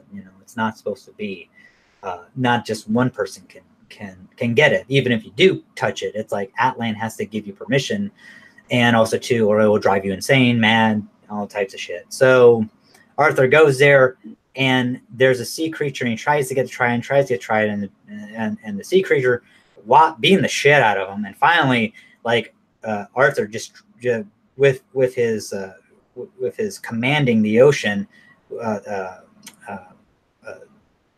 kinesis, basically talks with the creature, and basically says, listen, look, I'm not out of here. I don't want to be king. I have no desire to be king. I have to do this because I have to save. It's aqua telepathy. Aqua telepathy. Sorry, thanks. And well, I mean, it's like aqua telepathy. Fishy telepathy. Yeah, telepathy. I keep on because I didn't want to confuse it with aquakinesis. Because I was like, what's the other one? Because I was like, what's the other one? Yeah. But that's why I was kind of stumbling on my words a little bit. But he actually reaches out to the creature, and she's like, "Hey, listen, look, this is the first time anyone's ever tried to contact me. You know, everyone else has tried to fight me. You know, so I will hear you out, Arthur Curry. You know, and so basically, he tells her, it was the first I'm doing this to save both Atlantis. The first time anyone had spoken her language. Yeah. Yeah, and so she was probably genuinely touched. Yeah, exactly. You know, it's like the like maternal instincts kind of kicked in. And like, oh, this is you know. So like, I'll hear you out. Go ahead, little one. You know, this is cute. You know, and basically he just before I eat you. Yeah, exactly. And that's what she says is like, you know, I'll hear you out. You know, before I, you know, like, and if I'm not satisfied, then I'm just gonna fucking eat you. But yeah. So as Chris walks away, I'm here. I know, I'm just joking. But they can't see me. We can hear you. We just can't see it. But yeah, he tells her, "Listen, look, I had no desire to be king. I'm listening. I had to fill up my. Oh yeah, you need a refill, man. Yeah. I have no desire to be king. The only reason why I'm doing this is because both of my worlds, the Atlanteans and the surface, are going to go to war. So it's like, you know, one of them's going to go down, or maybe both. So I'm not doing this out of my own personal gain. I'm doing this to save both realms." So she's like, and she's like, "Well, I'll let you try, but it's Atlan that has to choose whether or not you are worthy." And basically, you know, the motherfucker, I mean, once he grabs that fucking trident, he feels the power, like this rush of fucking energy, just kind of like, and then he fucking gets it, and and then the armor comes down off of Atlan and stuff like that. It was a whole sword and a stone thing. Yeah, like you know, and he pulls it out, and then he, you know, reemerges from that island to his to comic book fucking accurate. And what's her name? Mira. Yeah, Mira. He emerges to them, and he's got the comic book accurate fucking costume on. Yeah. And dude, that was the shizzle. Yeah. And I remember when we were talking, I think it was at MEC, you were like, "Man, I hope it." Yeah, I hope the God is not the ending. The costume doesn't appear at the last 10 minutes of the movie, and it did. Well, no. I said at the very end, like and it goes black. That's what I meant. Yeah. I didn't care. Oh, that would have been sucky. Yeah, it's like, I waited for all this. You're fucking kidding me. Yeah, that's where I would have been pissed. Yeah. But I like it because, but also too, it's like, so he gets the armor, you know, all three of them get, and it looked great. Oh yeah, it fucking baller, man. It's like even I mean, like, cause you know, you see it at the end of one of the trailers, but even at like seeing it on the big screen, it looked fucking phenomenal. It looked better than even watching it on fucking the YouTube trailer, man. Seeing it on YouTube, I mean, it looked fucking immaculate, and just I was like, fuck yeah. And then next thing you know, all the action that you see after that with the costume on, is amazing. Yeah, it's phenomenal. They all three of them, Mara, Alana, and Arthur, they find out that Orm has gone to the brine or the brine, the kingdom of the brine, and this is like the last of the kingdoms that he needs to become like the ocean master and stuff like that, and the brine are just like, yeah, fuck you, dude. You know, we won't give in and stuff like that. And then Ocean Master's like, and I found this out too. The leader of the brine that the Ocean Master threatened was actually Jonathan Rhys Davies. Gimli. No. Yeah. That was, he played the voice. He didn't do the motion capture. Or Pieces. Pieces. Look it up. Yeah. It's a super old horror flick he was in. Oh, okay. I It was an remember axe it was murderer. like from Sliders too, you know, Jonathan Rhys Davies Oh, and Bluto from Popeye, you know. yeah. That movie, Shelley Duvall and Robin Williams. That movie's so bad. Shelley Duvall, one of the worst actresses that ever lived. I'm sorry. But yeah, Jonathan Rhys Davies did the voice of Brian, and basically, and that's when Arthur like emerges with the sea creature who's voiced by Julie Andrews and stuff like that, and he's just fucking like, and it looks so badass, man. Like the way that James Wan just shot the fight scene and stuff like that, and finally, and I love Arthur emerges with Atlan's trident. Mera talks to her father and says, "Hey, listen, look, you know, it's like Arthur is a rightful king. He has Atlan's trident. He is the chosen one, you know. So we need to stop, you know, fighting with Orm." And I love how you know, they basically Arthur and Orm have a fight off, and Mera basically tells him, "Hey, tells Arthur, listen, look, you know, last time you fought him on his terms, you fight him on your terms, you know." So Arthur goes all the way up to the surface, and every fucking body, all the 7 kingdoms are around. Well, 6 technically, because the deserters are no longer there. So you have the fishermen, the brine, the fucking Atlanteans, the Zebellians, and the trench, and fucking, or people from the trench, or monsters, or whatever. You know, Julie Andrews, I guess technically he's French, but still. Fishermen were cool. What's up? The fishermen were cool. Yeah. You have, and so they're just kind of like all fucking like around, like it's the fucking octagon, right? You know what I'm saying? Like they're at a fucking fight, and like. Yeah. And it's just so cool, like the fight scene between Orm and Brock Lesnar to come out. Yeah, I know. It's just, and then just the end battle, and then just, excellent. And then so Arthur, you know, he's just fucking. I mean, Orm gets some good shots in, but fucking, you know, Arthur's just dominating, and he does like this fucking move that Volko taught him and shit, and that he remembered back when he was a kid, but he kind of puts his own spin on it. Where it just looks badass, man. He does like this behind the back shit. What's that? Oh, Spain, yeah. Because it's a water spin move that he does, but he kind of goes behind the back and stuff like that. And he's like, and then Volko just kind of goes like forward with it, you know, like a twirling the trident. But he just kind of he does like all this like Bruce Lee type shit, you know, and with it, and it just looks badass. And Orm just keeps on trying to charge him, and finally fucking, you know, knocks the piss out of him, and then he fucking puts the trident up to his throat, and Orm's like, do it, you know. And then fucking Alana, their mother, comes on and says, "That's enough killing for one day. This will be no more bloodshed."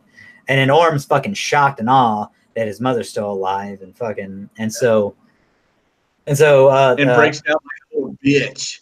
Yeah. I mean, yeah, and you find out that he's a mama's boy too, and you know, it's like, and it's just, what's up? It was touching.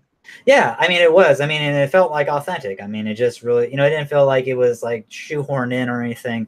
I mean, I liked it. I really did. I mean, and then Volko shows up and tells Orm, "Hey, you know, make sure his cell has a view and stuff like that," which is like a callback to. Orm finds out that Volko was secretly training Arthur. He knew it all along, and he just asks him why. And then Volko's like, "Listen, look, Arthur's a rightful king. You're the second born. You know, whether or not he's a surface dweller and an Atlantean, he's still the rightful king. You know, and he's more of a king than you'll ever be.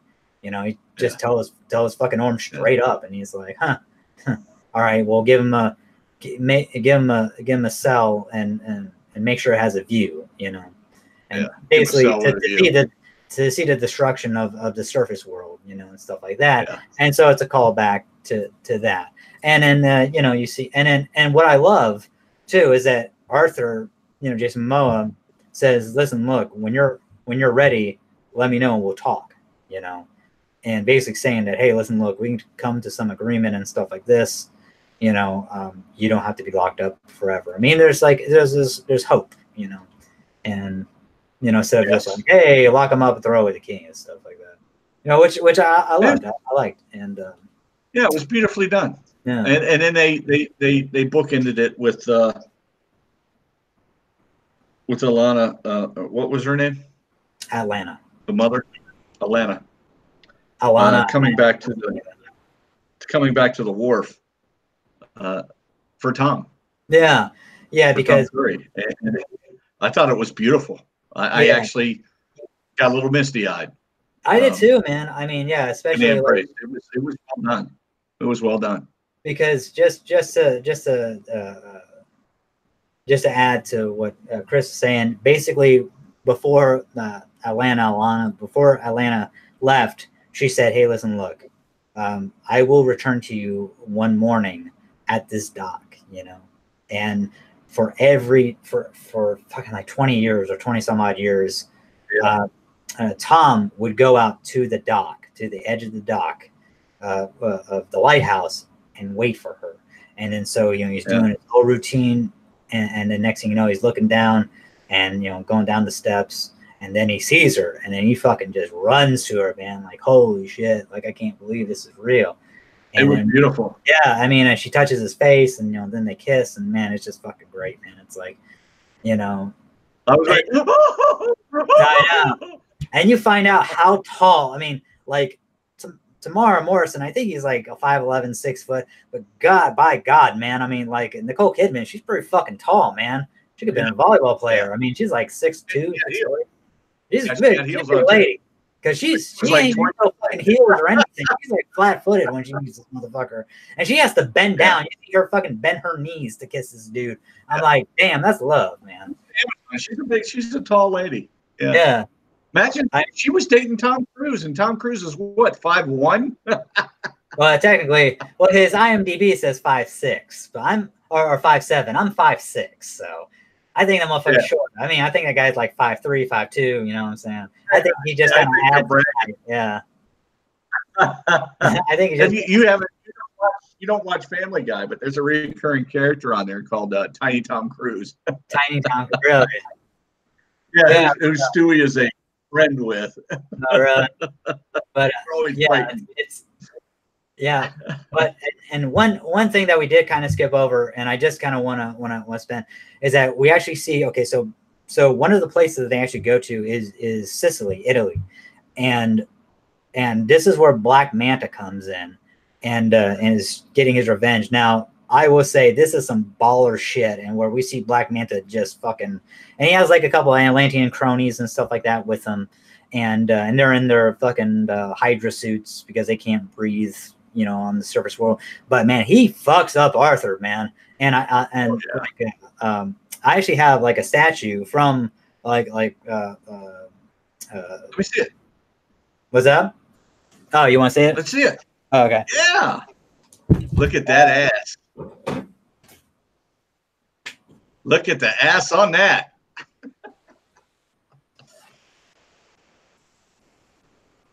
He's the best.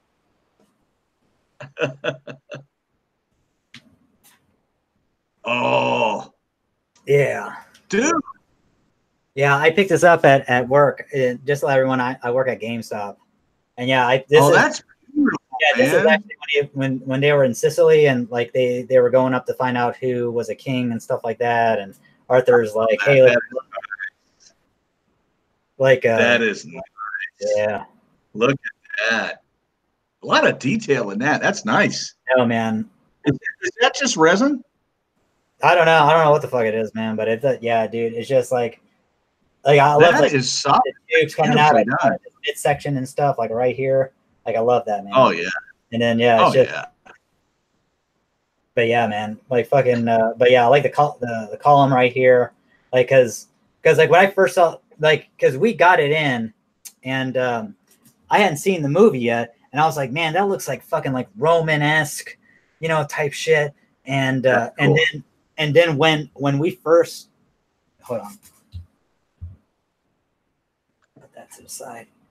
But when when we saw that he was like looking to find the island and stuff, and then the next clue for the map and all that jazz, I was like, oh shit, that's the fucking because I was thinking, because I always had like this picture in my head. I'm like, yeah, like I love it because you can see like Black Manta rising out of the Dead Sea, you know what I'm saying, or the Mediterranean Sea, like aha, Aquaman, you know, like. And I just had like being before we saw the movie, and then I'm like, oh shit, he's gonna rise up, it's gonna happen, you know. I mean, it doesn't happen the way that I pictured it, of course, but I mean, fucking similar, close to fucking enough. And I was like, yeah, baby. Well, I do have to say, the cinematography on that film was beautiful, just gorgeous. The shots in Sicily, the old school Roman ruins, just beautiful stuff. Just beautiful stuff. And they did, I mean, I don't have a single fault with that movie other than some of the corniness. But I liked it. So I really don't have a fault with it. You know what I mean? Yeah. It was corny, but it was corny to a level that I liked.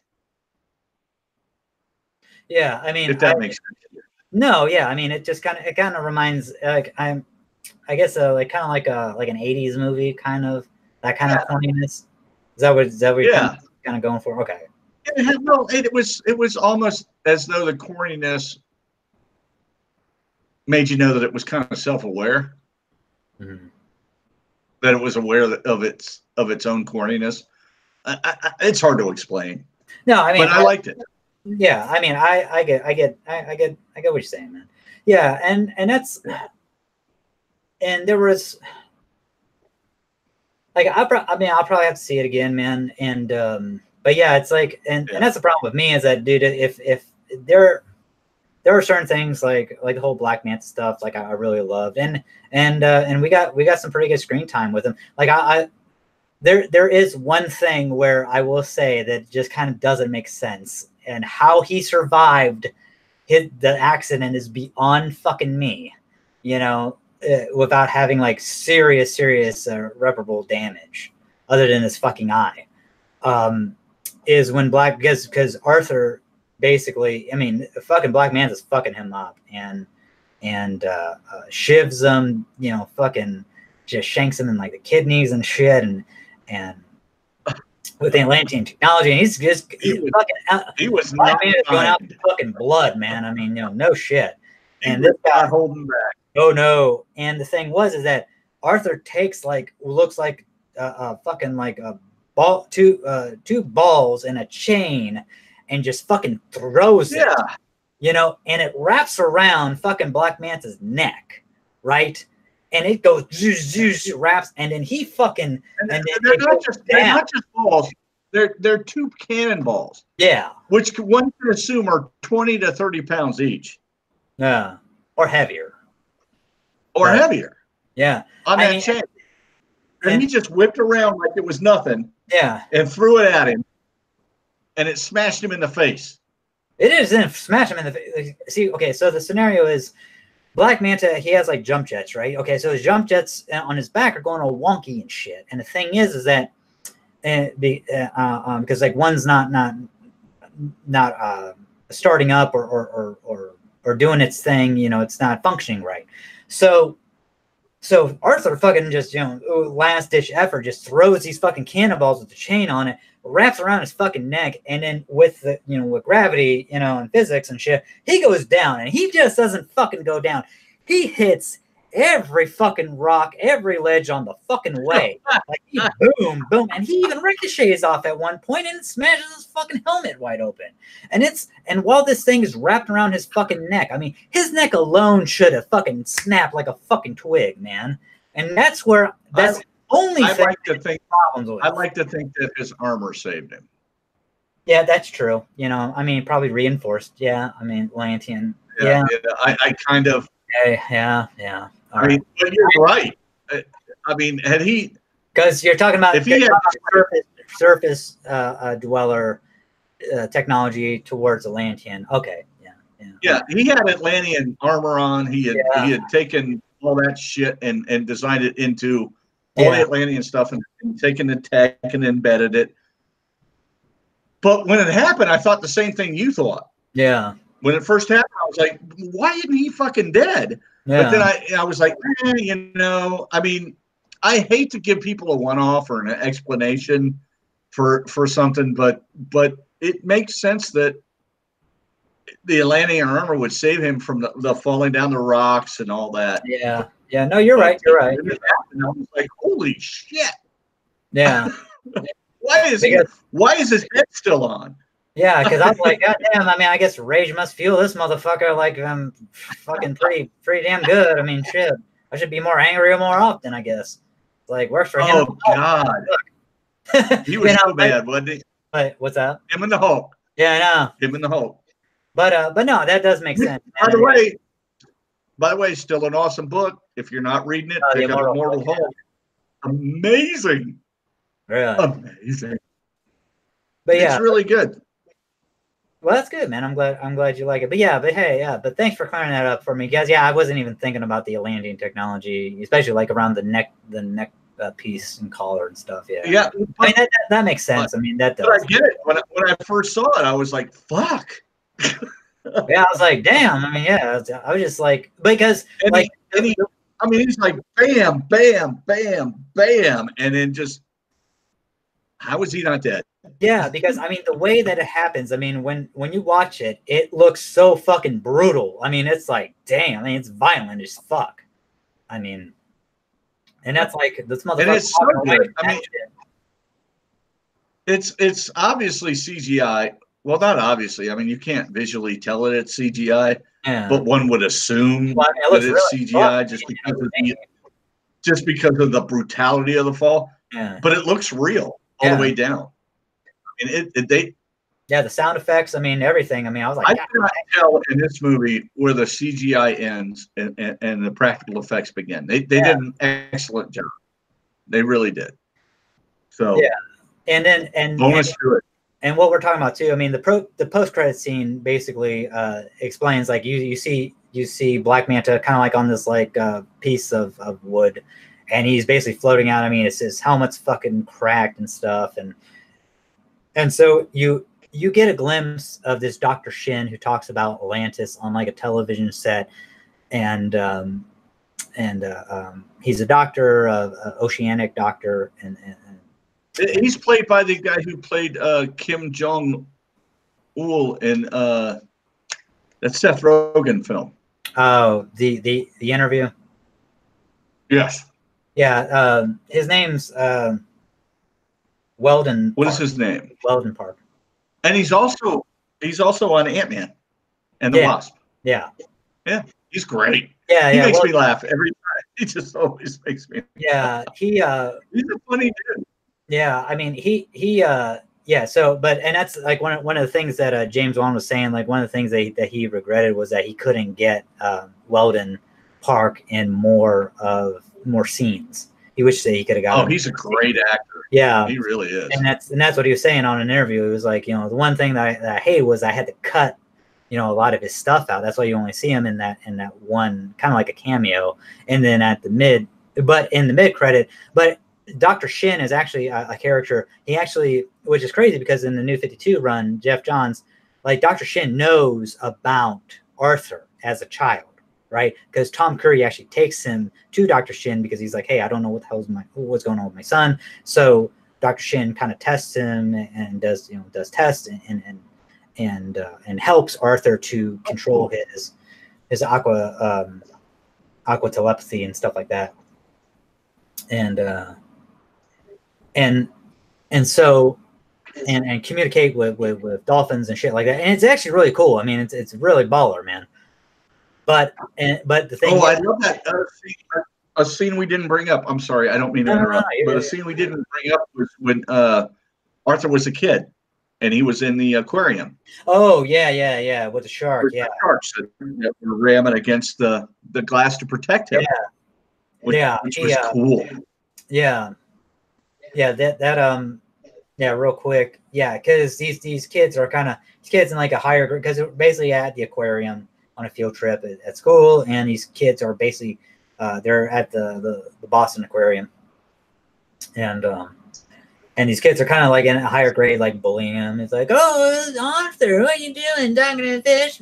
And yeah, and actually, yeah, and it's actually funny because they actually make a reference to him talking with a fish, and he actually rides a giant fucking seahorse in that one battle, the final battle before he has a confrontation with Orm. But it's so cool because when he rides on the fucking seahorse, it's what's that? It's a seahorse creature. It's not really a seahorse. But it's the seahorse X creature. He's using it more as like a fucking surfboard. Like he's like a surfer. Yeah. And he's in that type of pose instead of just riding it like a fucking horse. Like, all right, giddy up, let's go. Like, and for those of you who haven't seen this, his description isn't like Flash Gordon effects. I mean, I mean, no, he would actually see him surfing on a fucking seahorse. It's an amazing, spectacular view. It's gorgeous.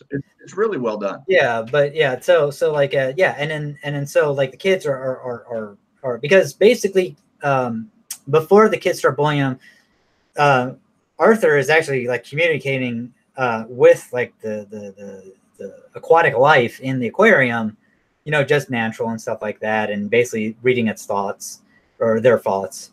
And then then that's when the kids, oh, you're talking to the fish, blah, blah, blah. And then the fucking shark, feels like what Arthur is feeling, since he's communicating with the fish, and they can feel what he can feel. So the fucking shark just comes up, boom, fucking goes up and hits the fucking glass 3 times. That's about to fucking break, and everybody fucking backs the fuck up. Yeah. And Arthur's just there, and you see his eyes go fucking like this like a honeycomb yellow and shit, and then you see like all the fucking sea life just comes forward, and his hand goes up. Yeah, his hand goes up. And the Super Friends spirals come out of his hands. Yeah, the circles. Mm-hmm. Yeah, that was awesome. Yeah, it's pretty fucking dope, man. I mean, and that's like, I mean, they make where's Jason Momoa from? He's from Hawaii. Is he? Mm-hmm. Yeah, he's Hawaiian. Cool. I was just curious. No, you're good, man. Yeah, I was just curious. I had a squad leader and a team leader that was Samoan. Yeah, and both those guys were big sons of guns. Yeah, he's Samoan as well, I believe. Like nationality. Well, I mean, nationality is American, but I mean, his ethnicity, I believe, is American Samoa. Yeah, American Samoan. Yeah, and kind of like how The Rock, is half Samoan, American Samoan. And I love The Rock. Yeah, he's one of my favorite actors. I mean, but I don't care what kind of shit movie he's in. Mm-hmm. I'll watch it. No, just because I love The Rock. Yeah, I mean, I want to see. I mean, as much as people give him shit about Skyscraper, I actually want to fucking see that movie. That's one where he's like, he has one leg. He was like an FBI agent. He lost his limb in like a sting or something. And his wife is fucking what's her name from Scream? Fuck, not Claire Danes. What's that? Not Courtney Cox. Yeah, the lead actress. Fuck, I can't remember her name. Sarah Michelle Gellar? No. No. She was from... No, fuck. Oh shit. Used to be on like Dawson's Creek. No, that was you're talking about the lady that Cruz was married to. She's fucking hot. Damn. She plays Sydney in the main character in. Yeah, I know who you mean. She's got and I'm gonna say this whether I offend someone or not. She's got big ass titties. Oh yeah, now yes, she does. Before, when she was like in her 20s, no, but now, yeah. She grew into them.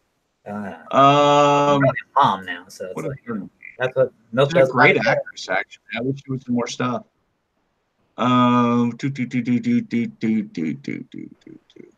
Why can I not find it? Because I'm an idiot. Sidney Prescott, that's her character's name. Yeah. But the actress. Just put in Scream. Movie. I'm looking. Neve Campbell. Yeah. Yeah, she was from Party of Five too. And yeah, that's what I was thinking. Party of Five. She was hot. I used to have a kind of a crush on her. I thought she was very pretty.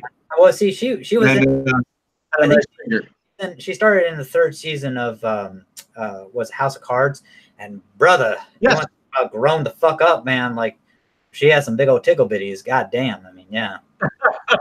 God bless breasts. Yeah, I know. Fucking, you know.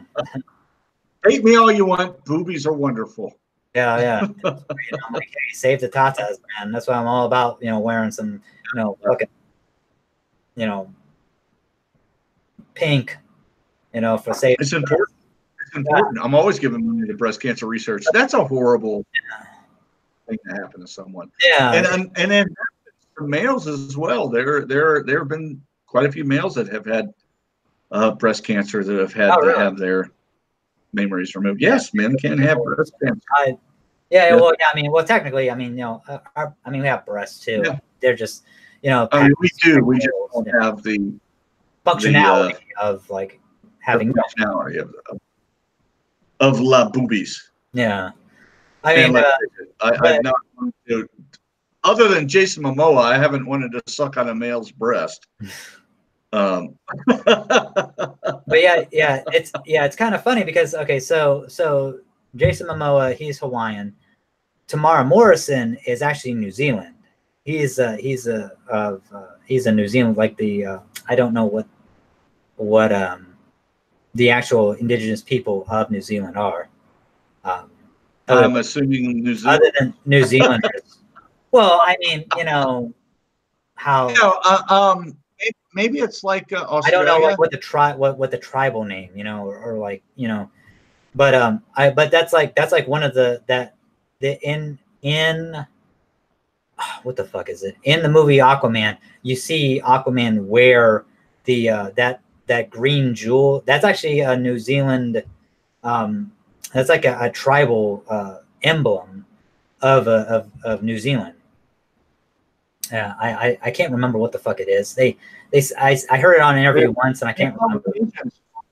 A what? They're Polynesians. They're the Maori. Maori. Thank you. Yeah, it's like Polynesians are technically Asian. So yeah, so like that green jewel that you see kind of like around, it's a Maori symbol or jewel. Oh, really? Yeah, and I never knew that, and until I heard it on an interview. Yeah, and that's really that's really cool. I know, man, it's fucking dope. Really cool. And yeah, that's and in our final analysis of Aquaman, what do you think? I think it's really good, man. I mean, I love it, man. I'll definitely pick it up on Blu-ray, man. I mean, and also too, I mean, just to kind of, I mean, we saw it as a matinee, but I have to say that I would have paid full price to see it. You know, I would have too. You know, I would have too. It was a phenomenal film. It was what, 2 hours and 20 minutes or 2 hours and 30 minutes long. It was worth the price of admission. And it was wonderfully acted, wonderfully directed, filmed beautifully, and the CGI and the practical effects meshed perfectly. So it is for me, if you're a superhero fan or even a sci-fi adventure fan, go see this film. It's a lot of fun. Yeah, it's a lot of fun. Insane. Yeah, I mean, I just want to spend like maybe like, if you got time, man, like maybe just a little bit on dude, I got till 5. Kelly gets home at 5. I got all night. Okay. All day. Okay, so we got another 2 hours. Okay, so I just want to spend a little bit of time on just to follow up real quick. Yes, I would have paid full price for this. Everything that I mean, I really can't add to what Chris said too much, other than. You kind of spelled it out, man. That yeah, I mean, it's a phenomenal film. I am actually really, and this kind of segues into what we're going to be talking about now. I'm actually looking forward to what DC has in store, and I can't wait for it to come out on Blu-ray, because I picked Venom up on Blu-ray a couple of days ago, and I haven't gotten it yet. I've got to get it though. I love that movie. Walmart had a special edition where you actually had like a retro action figure with the movie. It was like $25. I want it in 4K. So really, Yeah, I don't have the action. I got see, like I got the Blu-ray, DVD plus digital package plus the action retro action figure, and it's a man. I haven't watched it yet again on Blu-ray, but yeah, but again, I'll be honest with you. I buy movies now instead of going to see them because with my 4K TV, it's cheaper for me to buy a $30 movie on 4K and have me and Kelly watch it at home than to spend $50 at the theater for snacks and shit and to watch a movie. Yeah, I mean, I don't really see what's better. Movies, like I don't get popcorn or anything. I mean, you know, or drinks. I mean, because I have the bladder of an infant, so it's like, I mean, if I'm drinking something, I'm gonna have to fucking go to the bathroom. And I'm like, I usually go right here. Over here, you know. I was like, fuck, dude. You know. I go in the cup I get for the soda. Oh, there you go. Whether I'm finished or not. but yeah, so yeah, I mean, I definitely. Tangy. What's up? Tangy. Go ahead.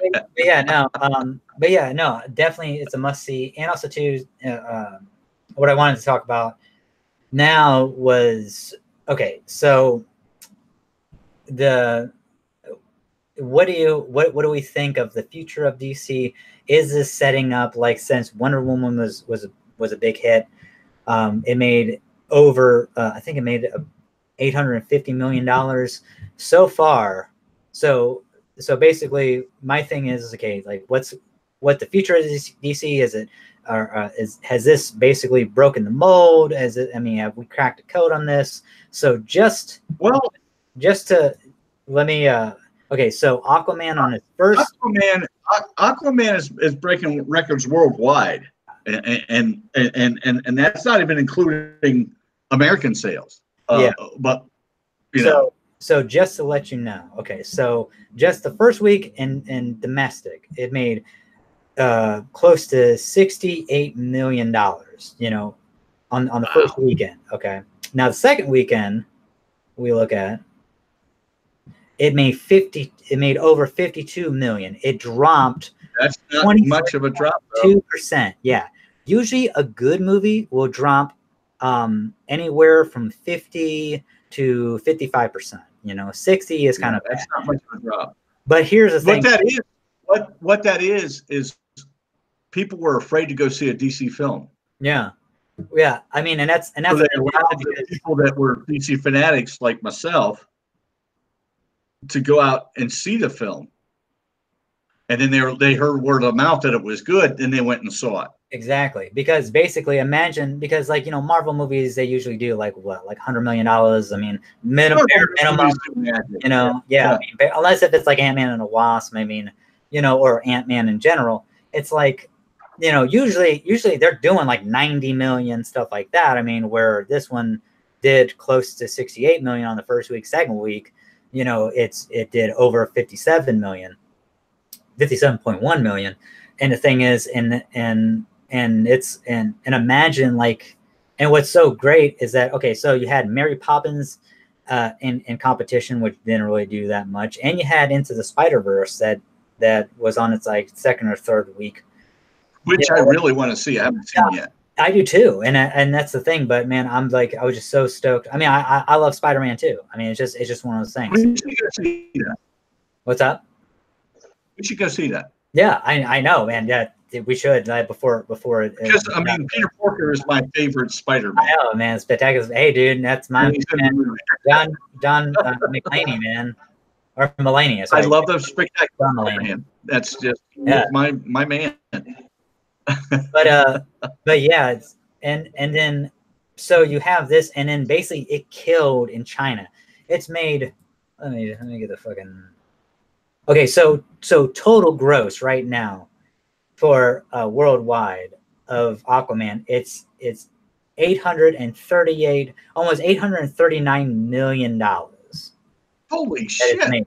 Yeah, and in China, it's made over $261 million. Holy crap! That's amazing. Now it hasn't even come out in Japan yet.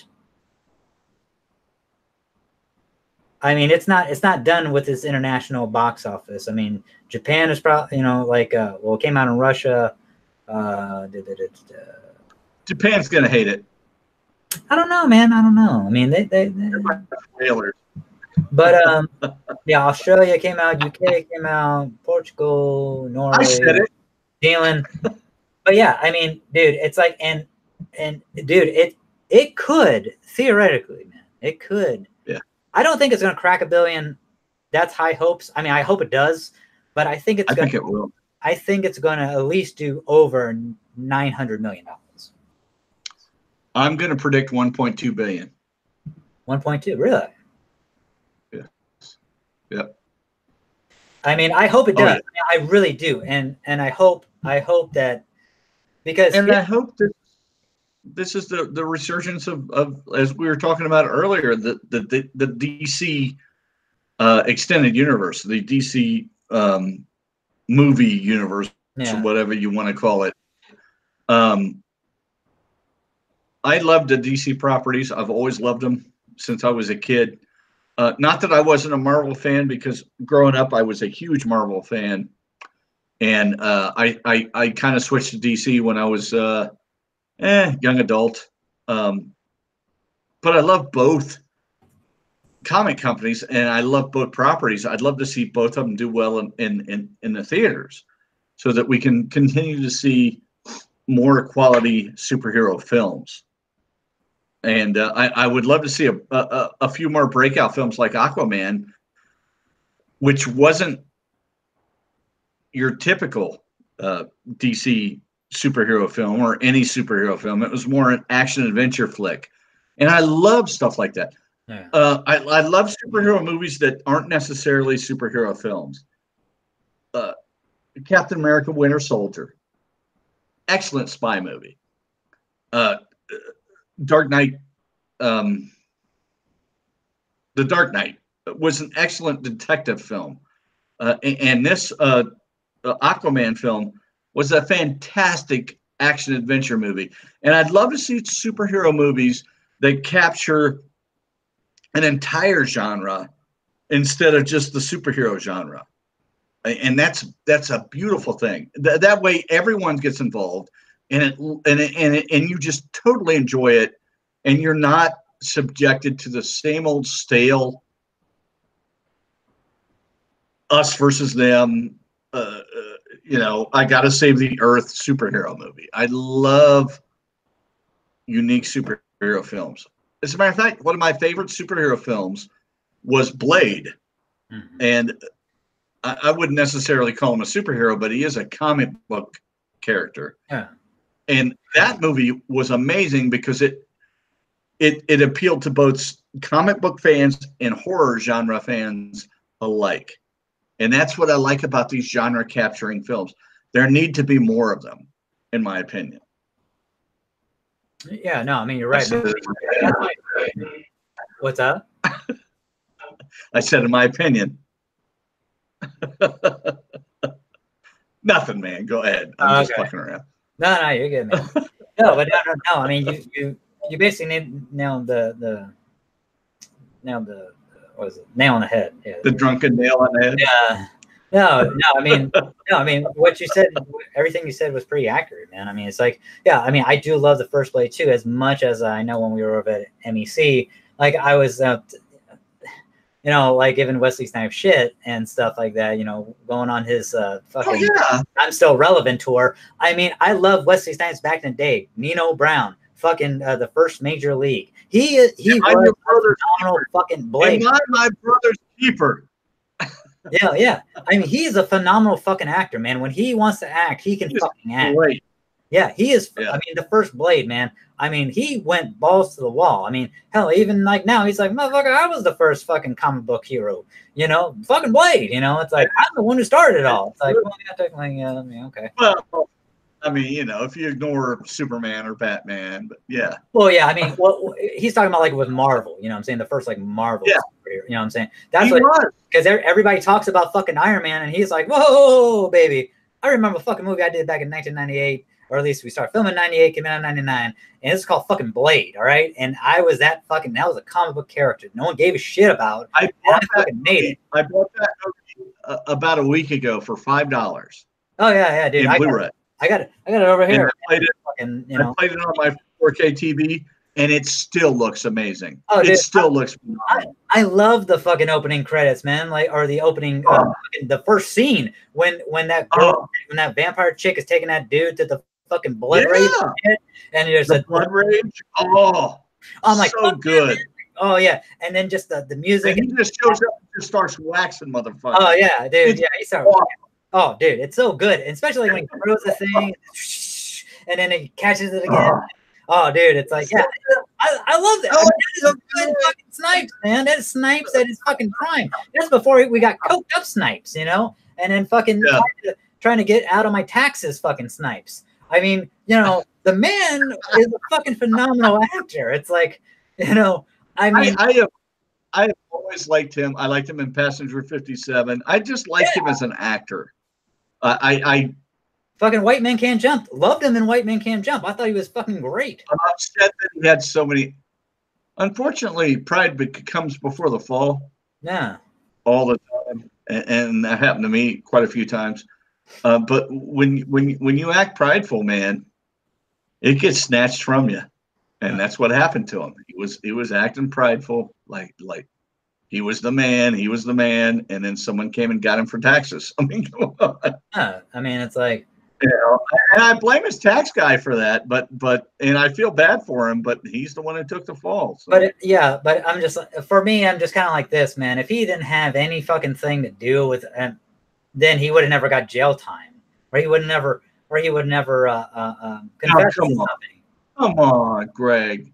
What? We know people in jail time for not doing something. It happens all the time. What? I mean, they were connected to something. They did something, you know, may have been.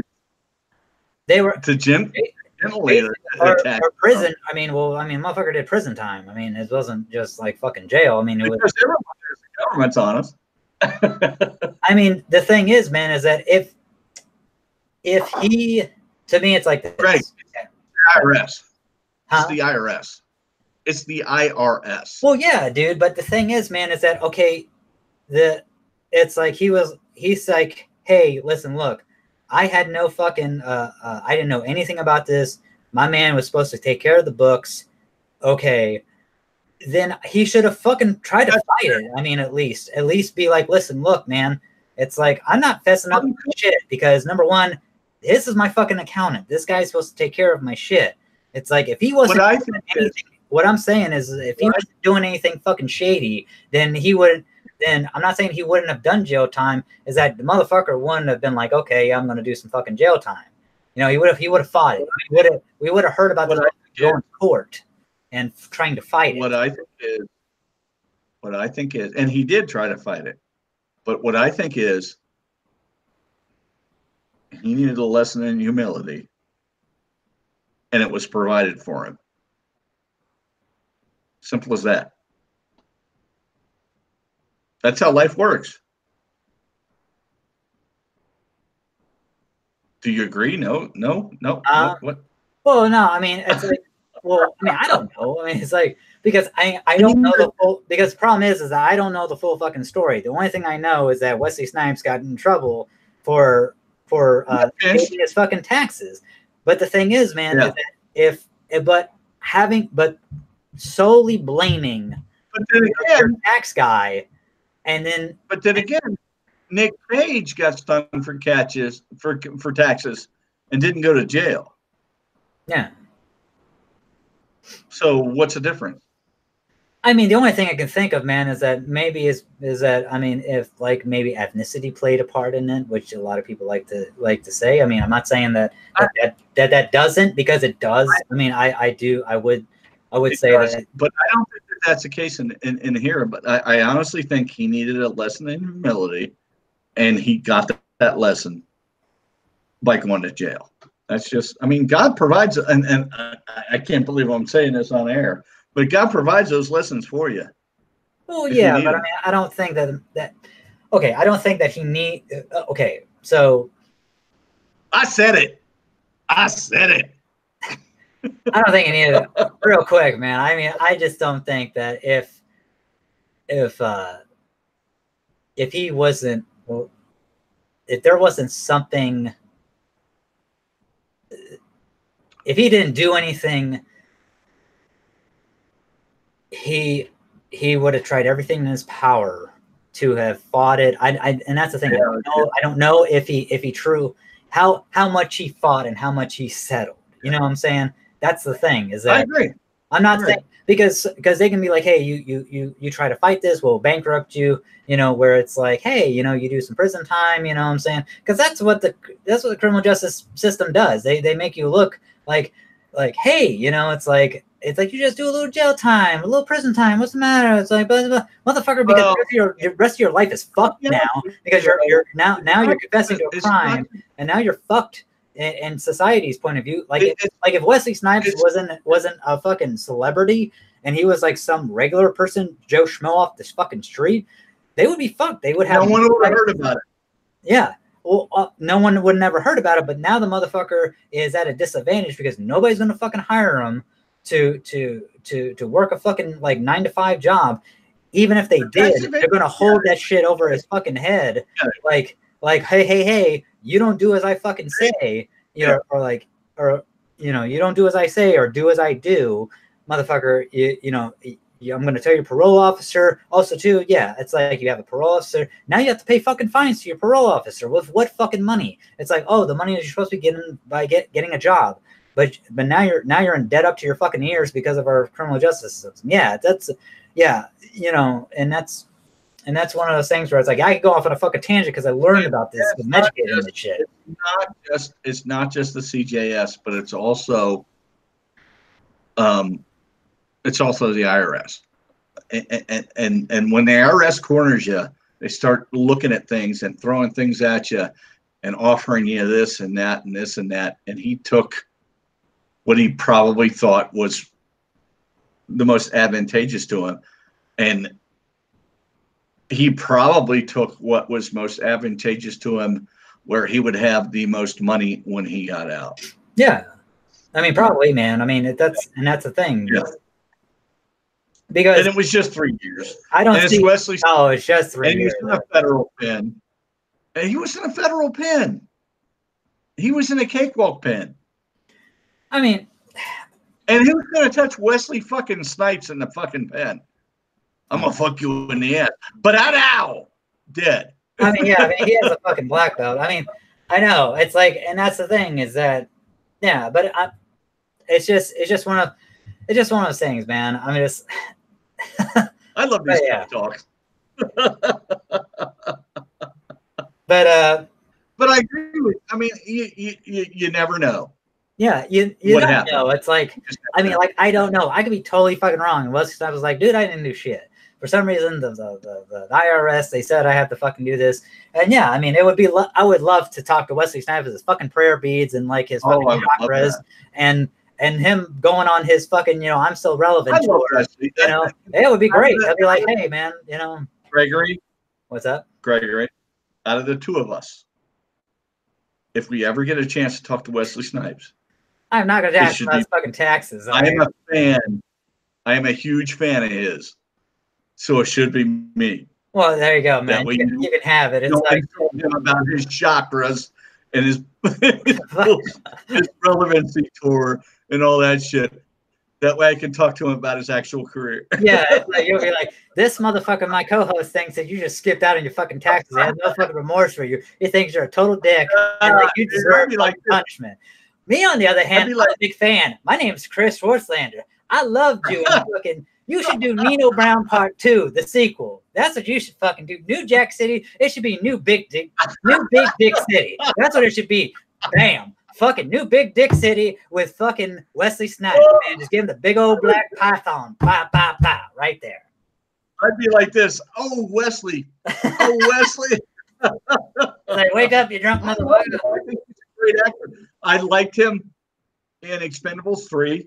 I loved it when they brought him back. I liked his. And he was like, they asked him why he'd been in jail, and it was like tax problems, and and it was just good. It was well done. Yeah. Wesley was the guy who Stallone wanted to use originally, but used Terry Crews instead. Now, I do not agree with his decision to cripple Terry Crews in the same movie that Wesley Snipes came back. No. That was kind of, come on, man. Oh yeah, I mean, well, we've had this conversation before. I'm not really big on Expend. There are moments of Expendables 3 that I like, but I do not care for it overall. Oh, I mean, I do the like first one was perfect. Can we agree on that? Yeah, the first one's phenomenal. I even like the fucking second one. You don't really so much like the second one, but yeah, the first one's great. I like it up until the fucking Chuck Norris shit. Bowflex Master comes out and fucking talks about Lone Wolf McQuaid. Yeah, but the thing is that Wesley Snipes, man, like his part in that I thought was great. The beginning of that was good. Him as Doc. Also, too, Mel Gibson as the other guy, Stallone's partner. Yeah, when they captured him and he was in the van and he called the guy a fucking meat suit and stuff like that. Oh, dude, I love that. That was great. Those were great moments. Right. The problem is that the rest of the fucking movie I had problems with. Yeah. My biggest problem with people nowadays is they will not watch people because of their beliefs or affiliations. And I have no problem with people's beliefs or affiliations. I separate that from their movies. Huh. If I never watched, I'm kind of a left-leaning centrist, as you know. Mm-hmm. And if I didn't watch people because of their political beliefs, I would never watch a Dirty Harry film. I would never watch an Arnold film. I would never watch a Sly Stallone film. But I love those guys. I love their films. I don't necessarily agree with their politics, but I love their movies. And I just don't get. And I know we've talked about this before. I don't. We had 30 fucking minutes on the last one. We did, but I don't get people's anger towards people. Don't not watch. I mean, let's face it. Mel Gibson's fucked up. Mm-hmm. All right, he had a fucked up childhood. He had a fucked up childhood, but every movie he has made has been good. I have not seen a bad movie that he's been in. Huh. Period. He's a fantastic actor. I don't care what he does in his personal life, unless he's diddling kids. I mean, then I would have a problem. But I don't care what his political beliefs are. Now, if he's got a problem with a specific race or something like that, then that's a problem that he needs to take up with God, and he needs to keep that out of the public discussion. But I love him as an actor. I just do. He's a great actor. I loved him. I loved him in The Patriot. I loved him in every film he's been in. Yeah, like I like him as Martin Riggs in Lethal Weapon, and just because I don't agree with. I mean, is I'm gonna burn fucking my copies of Lethal Weapon 1, 2, 3, and 4? No, I mean that's kind of fucking. No, it's like that's kind of silly. Yeah, it's just that basically, it's just one of those things. The things that I love Braveheart. I thought he did a phenomenal job with Braveheart.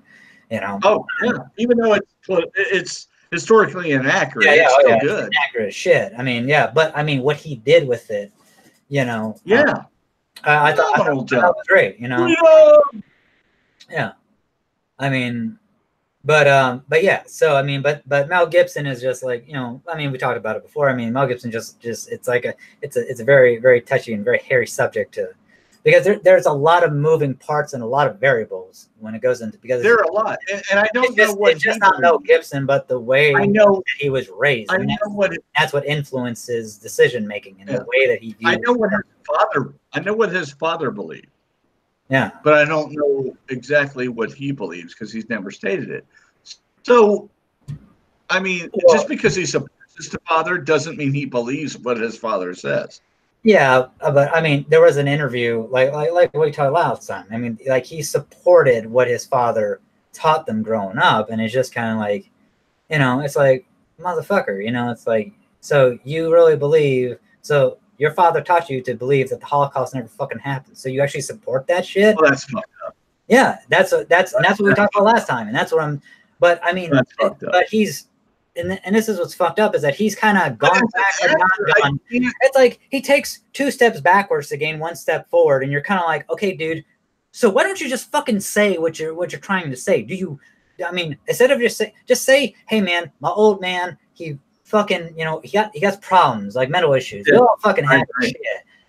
Like do whatever you got to. Go on a fucking apology tour like Wesley Snipes has, right now. Like I'm still relevant, or just like, hey, this is my apology tour. Whatever the fuck he has to do, instead of just kind fucking down on this shit. How about as actors, if we want to sell tickets to as many people as possible, we just shut our fucking mouths about politics. Yeah, that's true. That's easy. Yeah. That's simple. But yeah, there's not a movie that Mel. I remember when I was a kid. Mad Max came out. It was one of the first Australian imports to drive-ins, and that movie blew me away. Yeah, blew me away. Well, that's like to me, like if Mel Gibson would have to make a cameo in the new Fury Road, and like you see Tom Hardy's Mad Max, see him, and he's like, it kind of like touches him on the shoulder, like Mel Gibson, you see his hand come out and touch Tom Hardy on the shoulder and be like, "You got it now, kid," and basically that would have been awesome. Yeah, I mean, and you see Mel Gibson kind of like handing the torch to him. Is like, holy shit! Wait a second, is that his father? Is that fucking Mad Max Jr.? What the fuck? I would have shit my pants. Had they done that, I would have shit my pants. I love Fury Road. Man. It would have fucking Fury Road. Fury Road was the best Mad Max film since Road Warriors. Yeah. Because the third film was horrible. I will say this: my favorite one. It was okay. It was okay. That's like taking like the best of all things and then throwing the third film in there and expecting that to be as good, but it just wasn't. My favorite one. I mean, I have the Mad Max, like the collector's edition, which actually has the original like Australian like non-dubbed, like the motherfucker is like you hear his thick accent and shit. Yeah, because they actually had to dub Mel Gibson's voice because it was such a thick Australian accent in the American version, North American version. But I mean, I have the one. I've seen the original. Yeah. And so, but I love the original. I love Mad Max because you have Goose, the highway motorcycle cop, and then you have the Night Rider. The Night Rider, That's good stuff. Yeah. I mean, and I love like you see the genesis of Max becoming fucking Mad Max because what these motherfuckers do to his family. You see the genesis of Road Warrior. Yeah. Road Warrior was a natural extension of Mad Max. Oh yeah. I mean, but Beyond Thunderdome just seemed like way too far in the future. Well, I don't like fucking Road Warrior because it's a simple fucking premise that just kind of like, okay. I mean, it doesn't like really have a fucking ending. I mean, it's just like we ran out of film, so we're just gonna stop it here. It was very 80s. I don't need another hero. Blah blah blah. Tina Turner. Blah blah blah. You're talking about very 80s. You're talking about Beyond. It was Thunder. I'm talking about fucking Road Warrior. For me, Road Warriors was awesome. Road Warrior, no, it doesn't. That movie doesn't end. It just stops fucking filming. It's like we ran out of film. We're gonna fucking roll the credits here. It's like there's no fucking point to the movie other than, what the fucking guy with the Jason mask and fucking looking like he fucking from some S&M fucking Humongous. Shit. Yeah, Humongous. Yeah, Lord Humongous. Fucking, just like, I'm going to take your fucking fuel and blah, blah, blah, blah. You have 2 days or whatever the fuck. And then at the very end, they stopped. They fucking ran out of fuel. You have the guy in the aeroplane taking that fucking, you know, cute chick. There was no out of fuel. the fucking village, or There was no fuel. what's up? It's not. Do you not get it? Oh yeah, there was no fuel. There was no fuel. Yeah. I mean, yeah, because it was like a tanker. Yeah, dude, it was just like you just Mad Max drove basically the bandit's car. Mad Max drove the car that didn't have the fuel in it, but everyone thought it did. That's why they followed him. But the vehicle with the fuel in it went another way. Mad Max saved everyone. Oh, okay. Still, I mean, it's dude, like it's all. I still. I don't care what you say. I will poop on your grave. Okay.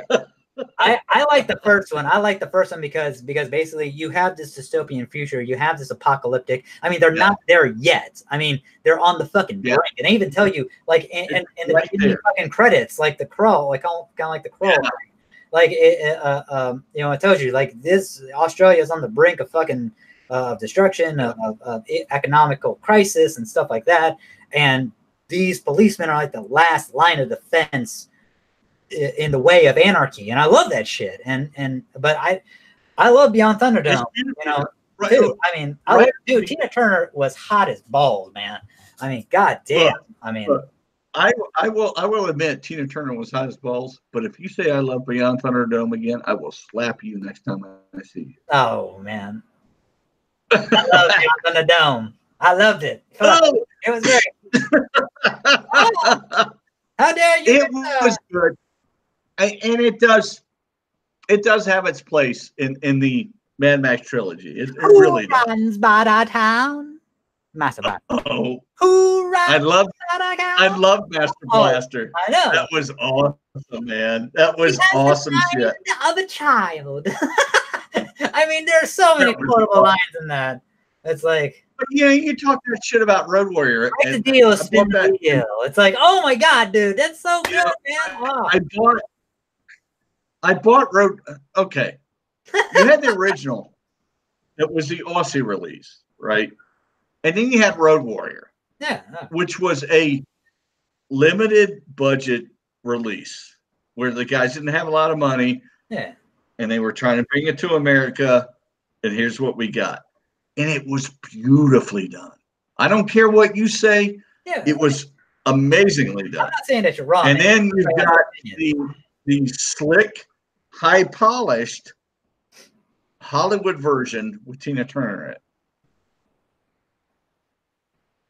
I like slick, high-polished Tina Turner. I'm sorry, man. It's like I love Road Warrior. I love it.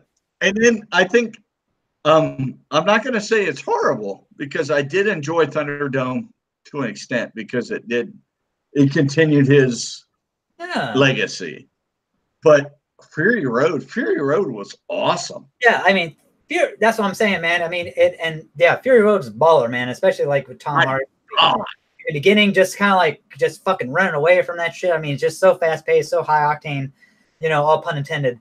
And the thing is that, but yeah, like what we're talking about, man, like if you just saw fucking at the end when the water's flowing and, you know, he's like about to ready to walk away, you know, and you just see that hand come up and put him on the shoulder and it's like, you got it now, kid. You know, it's like, and you fucking, it's like, no Gibson.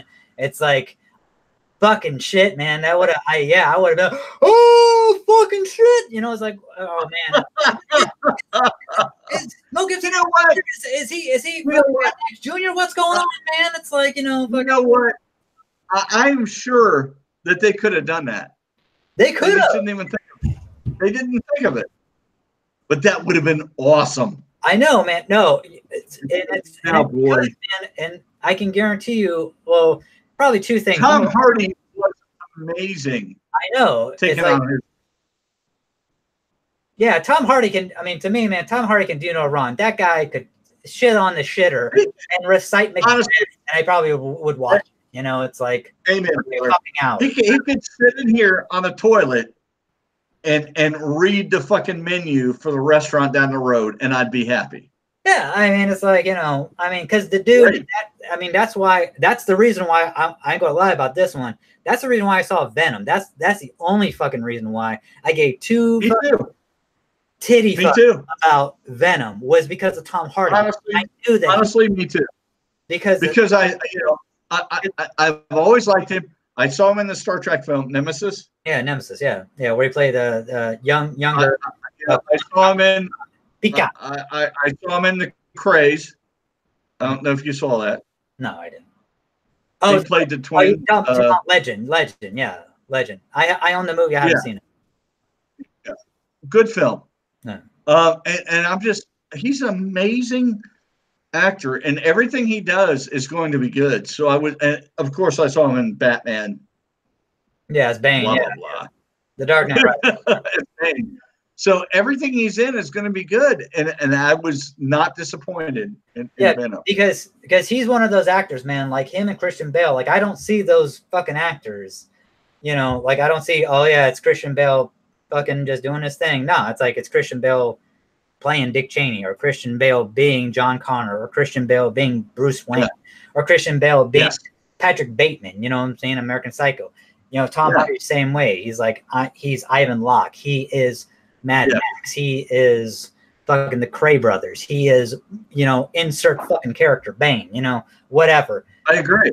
I agree. He is Eddie Brock, and that's the thing. And that's how I knew, because of how much because I don't give a fuck about Sony, number one. I mean, they kind of fucking shit. I mean, when I heard about them doing Venom, I was very fucking skeptical on it. It's like, okay, and you're not even going to have fucking Spider-Man in it? Are you fucking retarded?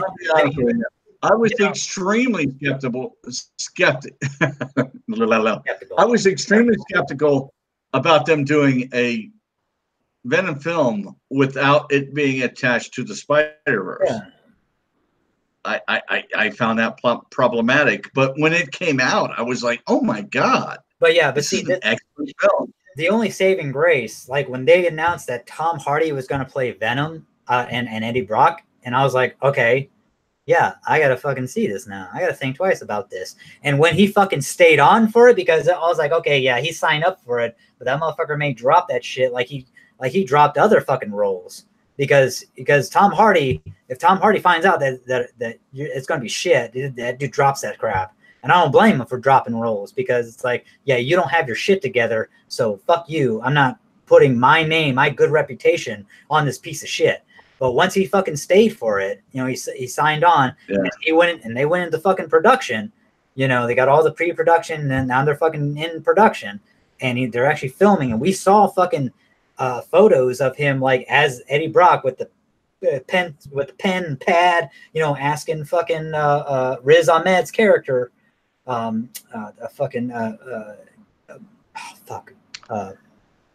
It was very, or Blake. It was very old school, if you'll allow me.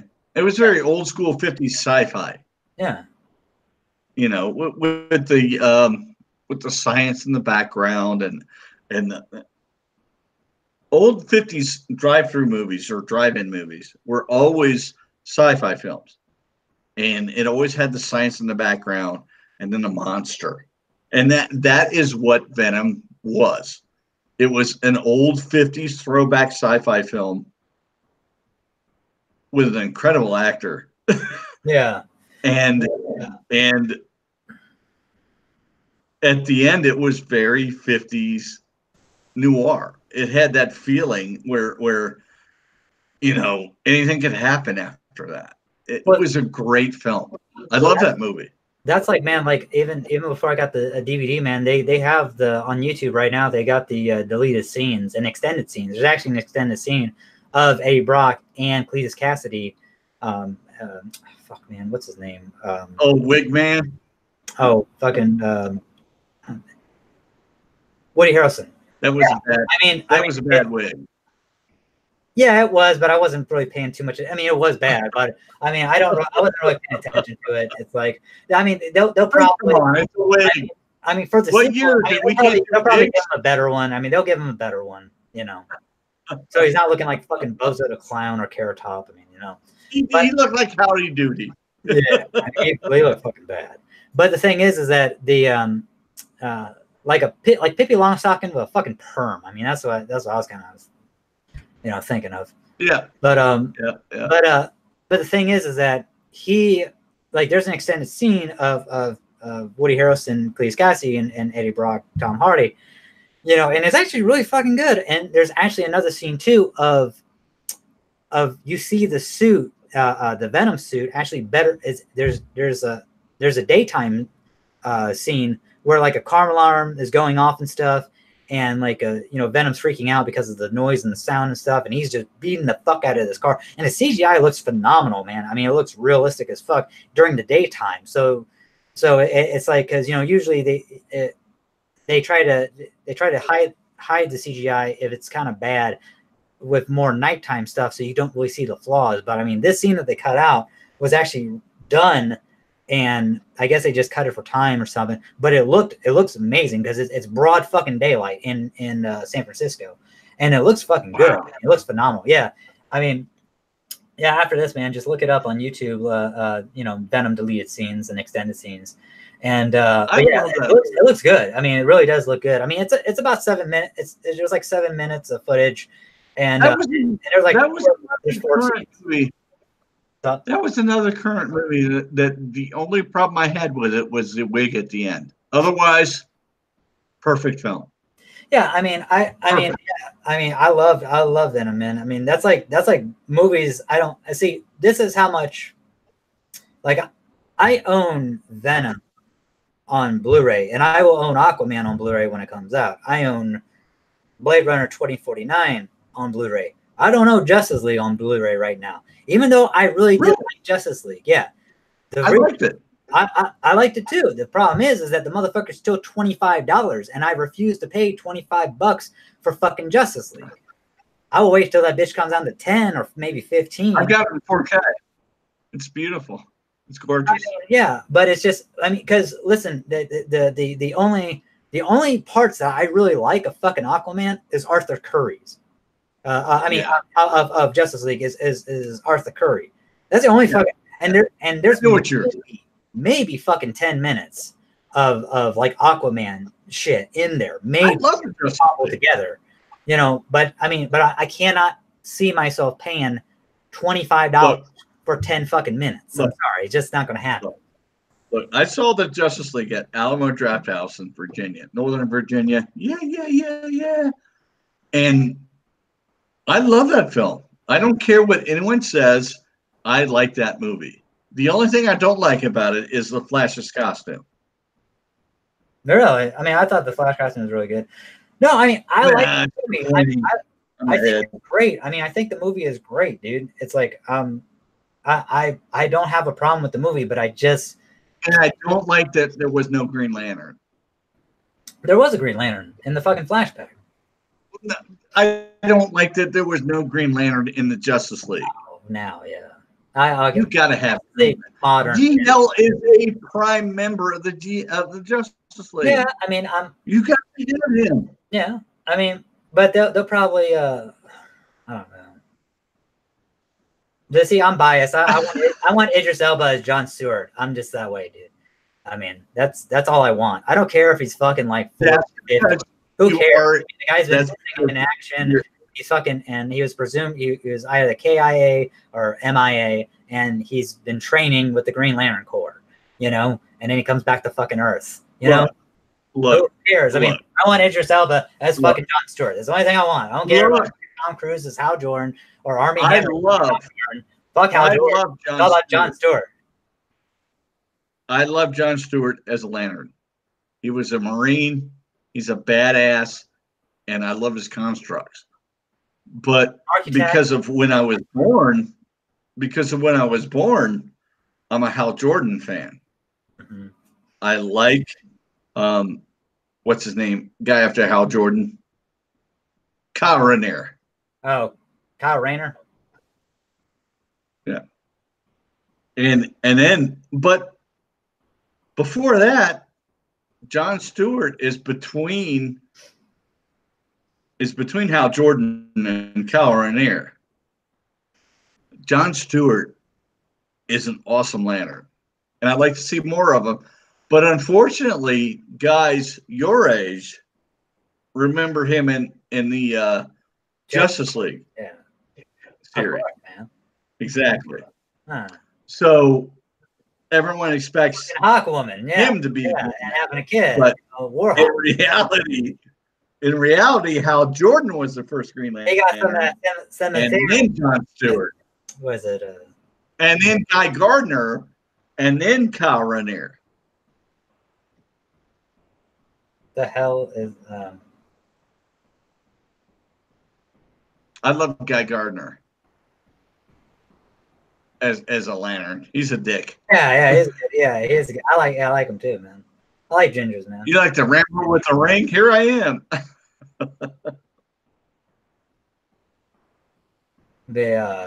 Fuck, man. I'm trying to think. What the hell are Themyscira? Not Themyscira. The fuck, man. What are the Hawk people? Thanagarian. Yeah, Thanagarian. Thanagarians. Yeah. I mean, yeah. John Stewart was all about that Thanagarian, Thanagarian poontang, man. You know what I'm saying? Shit. How about that Hawk?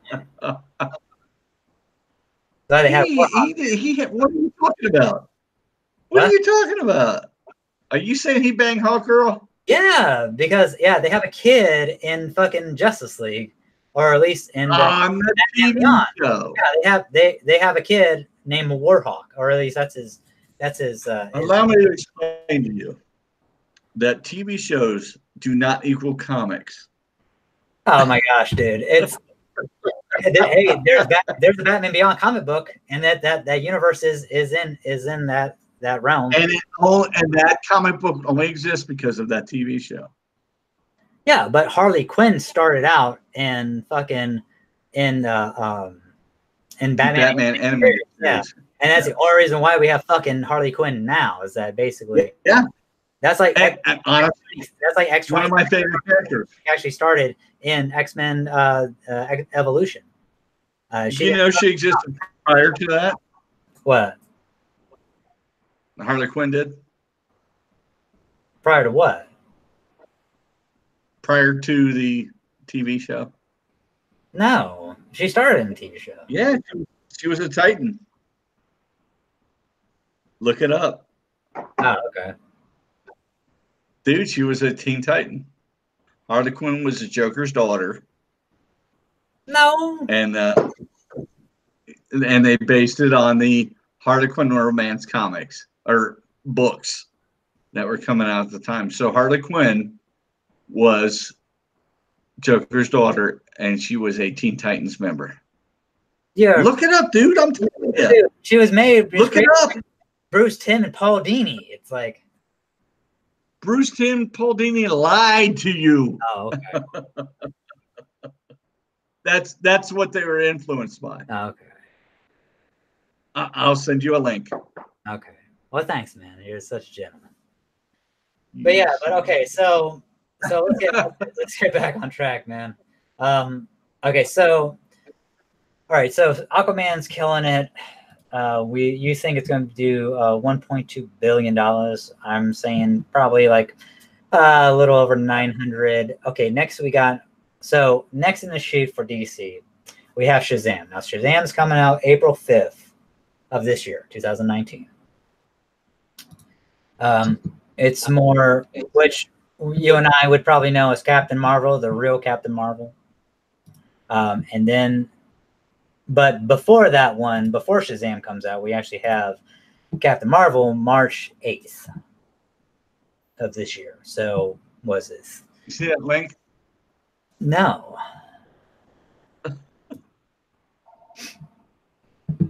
Oh, dude.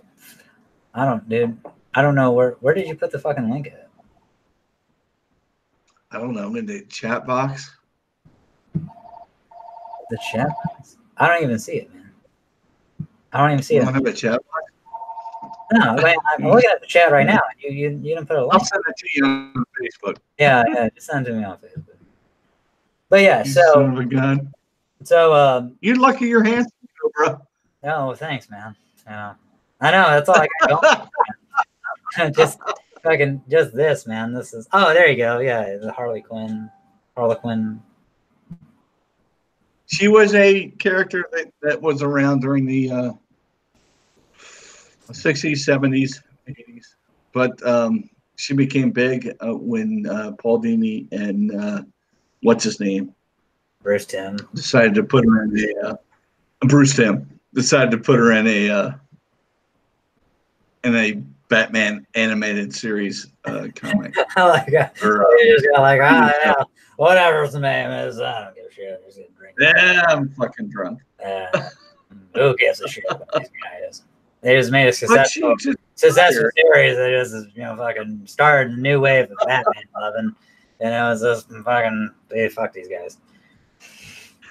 I love you. Thanks, man. Love you too, buddy. But yeah, man. So what do you think about Shazam, man? You think that's gonna do pretty good? I think it will explode on the screen. I'm hoping. You're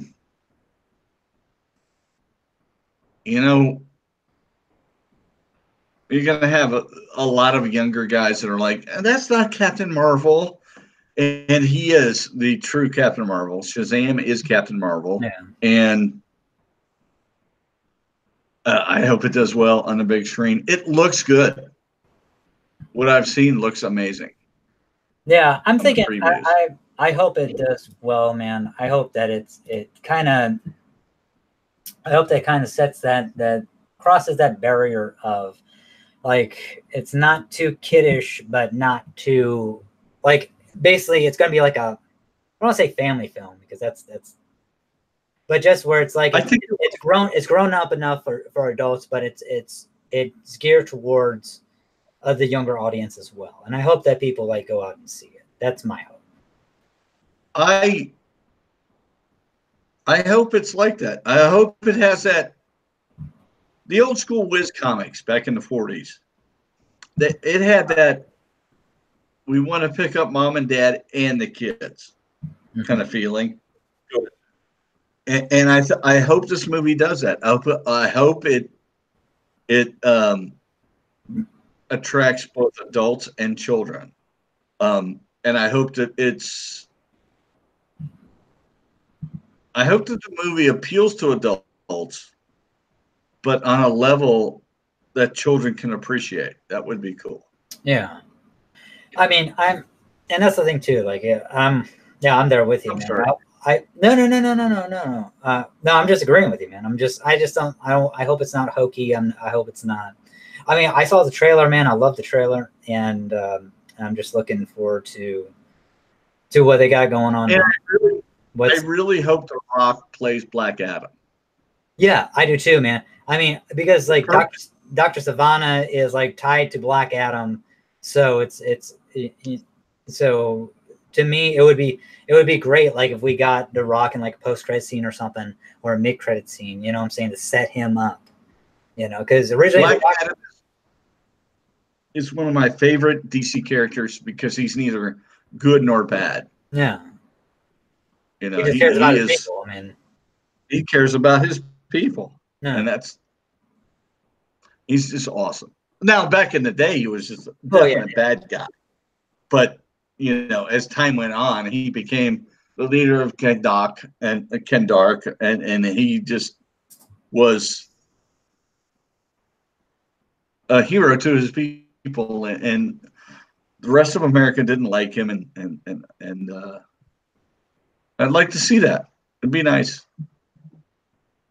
Yeah, it's like, and that's what I kind of like too, is that the whole thing of, like, when you're the people's champion, and The Rock was at one time for the WWF, and when you are the people's, like, champion, when you have the roar and fame of the crowd. No, you're good, dude. You're all good. I know you're very fucking. Yeah. But no, you're good. But when you have that the ear of the people, it's just very hard to for people to be against you, or for someone to plot against you, right? Because when you have that love of the people, it's people can sympathize with you, or you can empathize, with that person as well. So you feel like you are close to that person, and you kind of like take them under your wing, or you embrace them as one of your own. And that's what I like about the Black Adam, what they've done, especially like what Jeff Johns has done with the character over the years, is that even though, I mean, I don't want to say that he's made him more, I don't like saying that he's more of an anti-hero, but it's just one of those things of like, though he does villainous acts, it's like it's like what they say, you know, the road to hell is paved with good intentions, you know. So it's just one of those things. It's like, you know, an evil man, an evil person can do good acts, just like a good person could do evil acts. Just, does it make us evil? Does it make us good? No, it just makes us human, you know. And what will we do for the ones that we love and the things that we value and cherish the most, you know? I mean, and that's why I think Black Adam was amazing during Infinite Crisis and 52 and Countdown, because he was a leader of a country that just tried to do good by his country, even though the rest of the world saw him as evil. So he didn't care as long as he protected the people that were under his protection. Yeah. Which is kind of, you know, if we look at it, that's Superman in the 1940s and 50s. Yeah. Yeah, it's just, but like with Black Adam, he has no limits. It's like, listen, look, if you endanger my people, I will fucking kill you. That's how Black Adam is. Where Superman is like, oh, he didn't. I mean, he held Superman does moral executions. He held public executions on his square in Kendok, and he didn't care. Yeah, that's if you screwed up, he kills you. Because and that's one of those things where, and that's what I like. It's basically, it's like you live by the sword, you die by the sword, and that's what I like about because it makes the character of Black Adam more humanistic, and it gives him purpose, and it gives the character depth. It gives the character meaning. Humanity. Yes. Yeah. Yeah. I mean, where Superman, it's like you look to as basically a god or an alien being, you know, and where Black Adam, you could look at him the same way if you wanted to, or a god, or, you know, a supreme being, or whatever the fuck you want to call it. But the thing is that he doesn't have those restraints of, it's more utilitarian, where it's like, you know, the goods, you know, the greater good justifies, you know, the means, you know. And then he fell in love with Isis, and they you know, Isis, and he rescued her son. Yeah. And he ended up with an entire Marvel family under Black Adam, and it was evil. Evil. Well, see, the thing about Black Adam too is that what I like about the character is that basically the character was good at first. Like, but it was that he became, and under Isis he was good. Yeah, but when he was killed, he lost his fucking mind. Yeah, and that's the thing. He went totally unhinged. He went totally psycho, and that's when. And that's one of those things, like, you know, what happens when, you know, you have like a supreme being or a Superman being lose their fucking sanity, you know, and just go off the fucking rails. And that's lose your loved one. Yeah. Well, I mean, and that just sets precedents for like the injustice, you know, realm, you know, world, where it's like fucking Joker kills fucking Lois Lane, but not just Lois Lane, but their fucking unborn kid too. And then fucking Superman just goes off and kills that motherfucker, puts his fist through his fucking sternum, and then says, "Okay, now I'm the dictator of the world." You know, it's like, you are under my fucking reign now. You know, because the one person that I loved, actually two, are fucking gone. You know, so gone. Yeah, fucking dead. Yeah. Decomposing now, and that's when I was saying, yeah. So yeah, I'm looking forward to Shazam. I hope that it does good, because then that's another notch in the DCU or DCEU success. And also too, is that the thing is that I think one of the greatest things that they did, and so far, is that they got Ken Sugihara, who was the head of the DC movies, out, and they got Walter Hamada in. Now, Walter Hamada was a producer on the Conjuring movies and has very close ties with James Wan.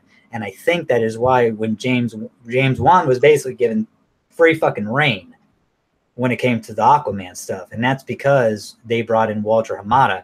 And Walter Hamada's basically like their secret weapon to get everything in fucking order, which they should have did in the fucking beginning, instead of trying to reverse engineer fucking Justice League by just throwing everything at all your fucking superhero characters out at once.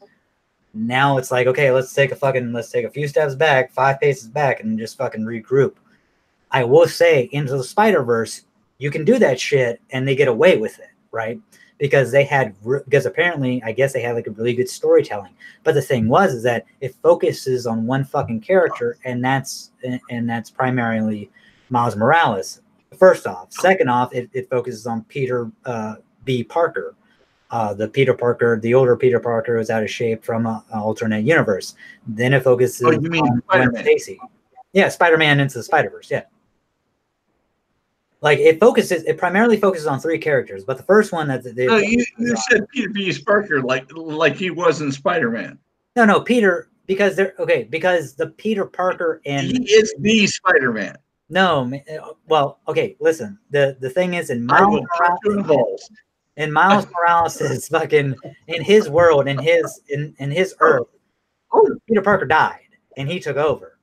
They differentiate the Peter Parker. Instead of calling him Peter Parker, they call him Peter B. Parker, Peter Benjamin Parker, basically. That's what they call him Into the Spider-Verse. That's how they differentiate. Now, this Peter Parker was married to Mary Jane. They got a divorce. He fucking and basically he has the spider powers and stuff, but he doesn't care anymore. He's just like, fuck, dude. It's like, I'm trying the best I can. That's storytelling. What's up? Dude, I have no idea what you just said, bro. Bad storytelling. I'm not happy. I wouldn't say it's bad storytelling. It's just and then you have Gwen Stacy. I mean, but we haven't seen the movie yet, so it's like we really can't compare.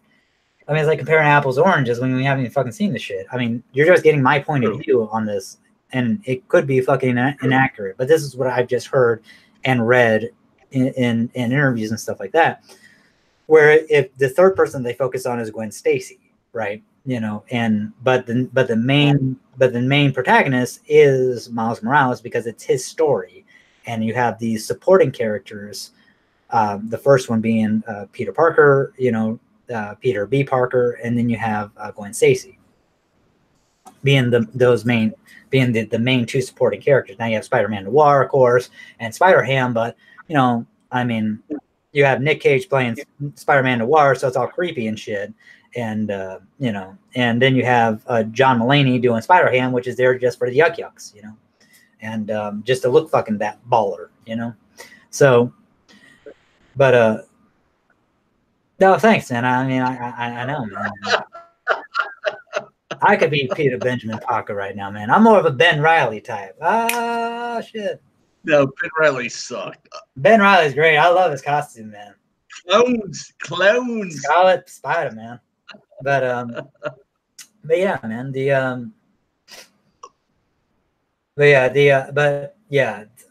Fucking.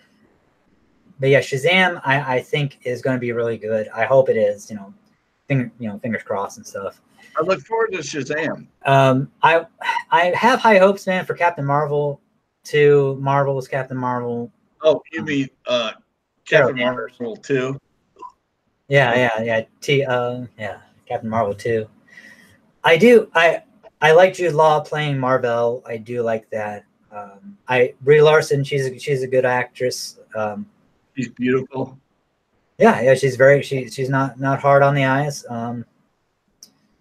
And I hope that she does really good. I've seen the second trailer. I wasn't really too impressed with the first trailer. Saw the second trailer, actually liked it. And so I'm looking forward to that. What else? The Joker movie for DC comes out. This is supposed to be dropping this October. With so that's like an Elseworlds where Joaquin Phoenix is playing the Joker and stuff like that. It's what do you think about that? I just hope to God, man, that's not that the images that we've seen are not the final Joker makeup. Because if it is, I'm going to be fucking really, really like mad, unenthused. I'll be pissed. Let's just say that. I'll be really like, I'm like, I spent this. I don't think they were. I spent my hard-earned money on this shit.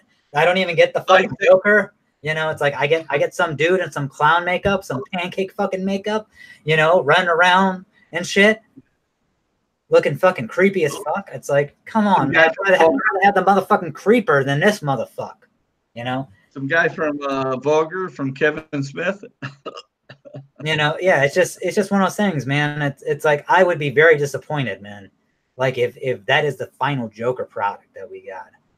Now, if he falls into a vat of acid, or his face gets acid on it, or somehow, some way we get Joker proper, you know, at the end of the movie, or 20 minutes in, like how Aquaman got his fucking suit, you know, like the last 20 minutes of the fucking movie. Okay, great, good, all right, sweet, you know, and he's just doing some stint at like some birthday party. I don't think. Well, the Joker had his own comic back in the day, back in the 70s. I don't think he needs his own film. I mean, Thomas Wayne is in it. They have an actor playing. I mean, it was originally supposed to be Alec Baldwin, but Alec Baldwin kind of backed out. Which I mean, they got another actor. I've seen the actor. He ain't no Thomas Wayne, not in my opinion. But I mean, he ain't handsome enough. I'm sorry. It's just like, Thomas Wayne's supposed to be some smooth, like Jeffrey Dean Morgan's Thomas Wayne, I thought was like really good. Oh yeah. In Batman v Superman, Dawn of Justice, I thought I actually saw him as fucking Thomas Wayne, more than I did Batman, and more than I did as fucking Negan on The Walking Dead. I could see him being the Flashpoint Batman. I'm like, yeah, you fucking nailed it, man, with Jeffrey Dean Morgan. Yeah, he could be Thomas Wayne fucking Batman, if they wanted to go that route. I mean, or just Thomas Wayne in general, because I could see how ladies could fall for that guy, or Martha Wayne fall for that dude. Oh, yeah. He's a good-looking guy, And and also, too, having the mustache, which Thomas Wayne, I don't think had, or maybe he did. I can't remember. But, yeah, he did. Oh, he did? I can't remember. Yeah. But yeah, I mean, he had that thick mustache, and hey, we got a new subscriber. No. Yeah, we did. Not after this. But thank you, my brother Larry. You the man. But yeah, it's just one of those things where, and then so yeah, but yeah, I am looking forward to it. I will give it a try. I just will be disappointed with it, man. If that is the final product, the final Joker that we get is the one that we've already seen. I mean, it has a phenomenal cast. You have Mark Maron in it. You have Robert De Niro in it. You have, I mean, the Joaquin Phoenix in it. You have Zazie Beetz, who played Domino in Deadpool, in it. I mean, the cast is fucking phenomenal, man. I mean, just alone, I will go for the cast alone. Hold on. Okay. What's up? Did Zazie Beetz shave her pets? Oh my gosh. Oh. I don't know. Probably. Like, oh yeah, I remember you saying that she has like some pits, man, on the. Oh yeah, hairy armpits. Let's go. She's having that old El Natural look for the summer, But yeah, But just the cast alone, man, I will give it a shot. And I'm not, and even though I poo-pooed the image, I will try to just go in there and just have no bias or biases, or how you fucking pronounce it, biasness towards the fucking movie. I would just try to, at the end of the day, are you all right, dude? At the end of the day, just fucking watch it for what it is. So you're like muted, dude. Did you mute yourself on purpose? Oh, okay. There you go. You're like swaying back and forth and shit. But yeah, man, it's like, but yeah, but yeah, I am looking forward to it. So yeah, to sum it up,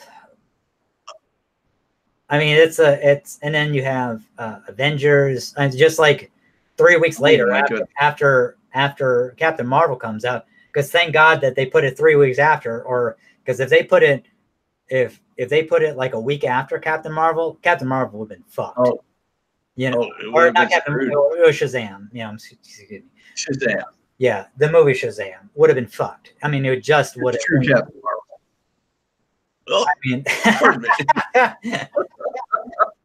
but I mean, because Avengers, dude, Avengers Endgame is gonna make a lot of fucking dough, man. I know that, dude. Oh hell yeah! I saw the trailer. To it. I even got fucking choked up at the beginning when Tony is in the fucking spacecraft, and he's just like he's like, you know,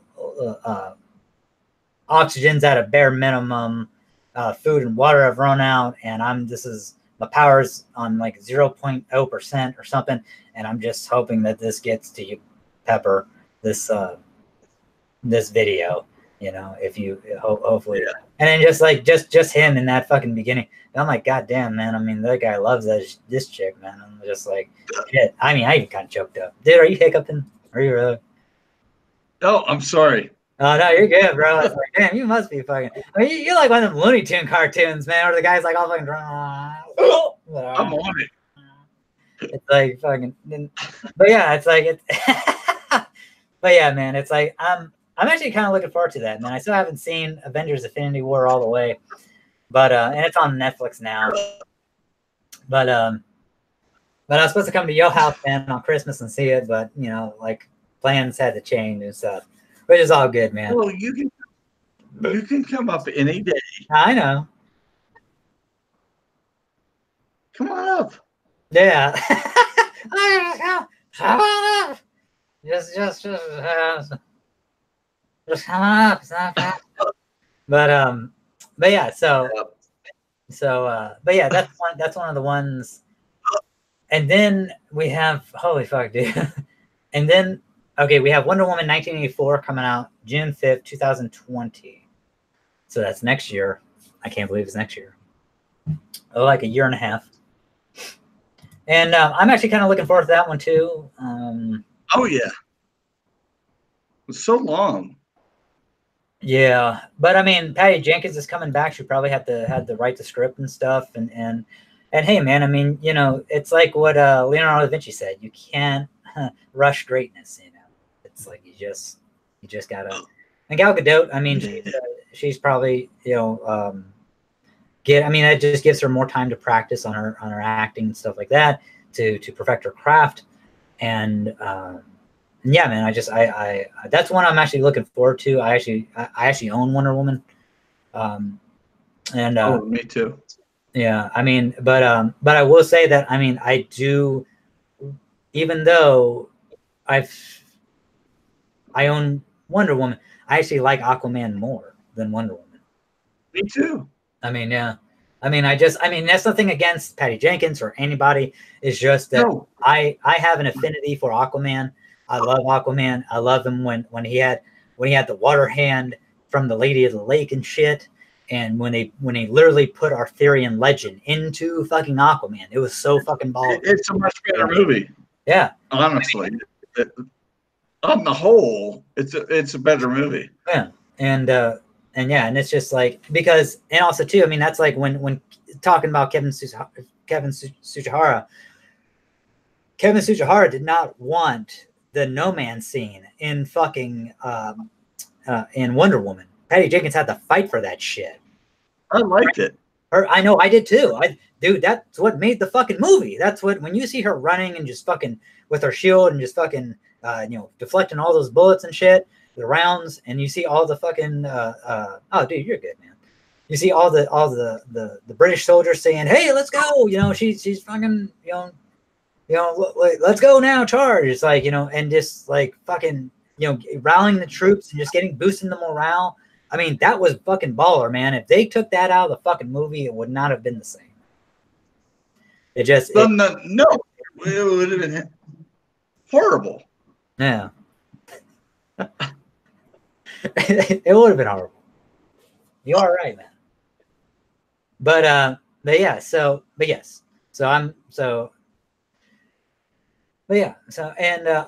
last thing I want to say about Aquaman, before we close this, because I know you got to go here pretty soon. You got to prep for guitar lessons and stuff. But the one thing I did want to say, and I kind of forgot to say this before, it's kind of funny because, okay, so the age group that went to see Aquaman was like 25 and below. Plus, half of the people that went to see Aquaman were women. Yeah. Like, I mean, like half of the money that, I mean, and I'm just like, yeah, I could totally see why, because 65% of fucking the movie, Jason Momoa tatted up, fucking Aquabro, fucking shirt off and shit, and just like women are like, ooh, it's like, even myself, I was like, damn, bro. It's like, well, I was saying before, it's like, damn, make me want to fucking, stop the cheap meals and like, fucking getting back into shape, eating nothing but fucking fish, salmon and fucking tilapia and stuff like that, instead of, fucking eating like pork and shit. I mean, laying off the sauce, man. Literally the barbecue sauce. It's like, holy fuck, dude. And it's like making me look bad, man. It's like, but yeah.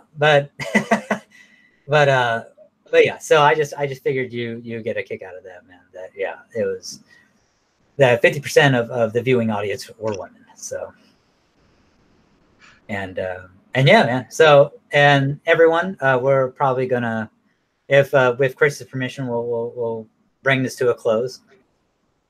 All right, there's Senpai. We'll take that as a yes. So thank you, everybody, once again for doing this. Everyone who watches. Oh no, dude, you're totally good. I love it when you're sauced, bro. It's so good. And well, I haven't done this in a while. I know, it's like, well, you're making up for my lack of cocktailness. So, but no, but everyone, thank you so much. Please remember to like the video, subscribe to the channel, and once again to everyone, love to all, God bless, and aloha. To the extreme. Aloha.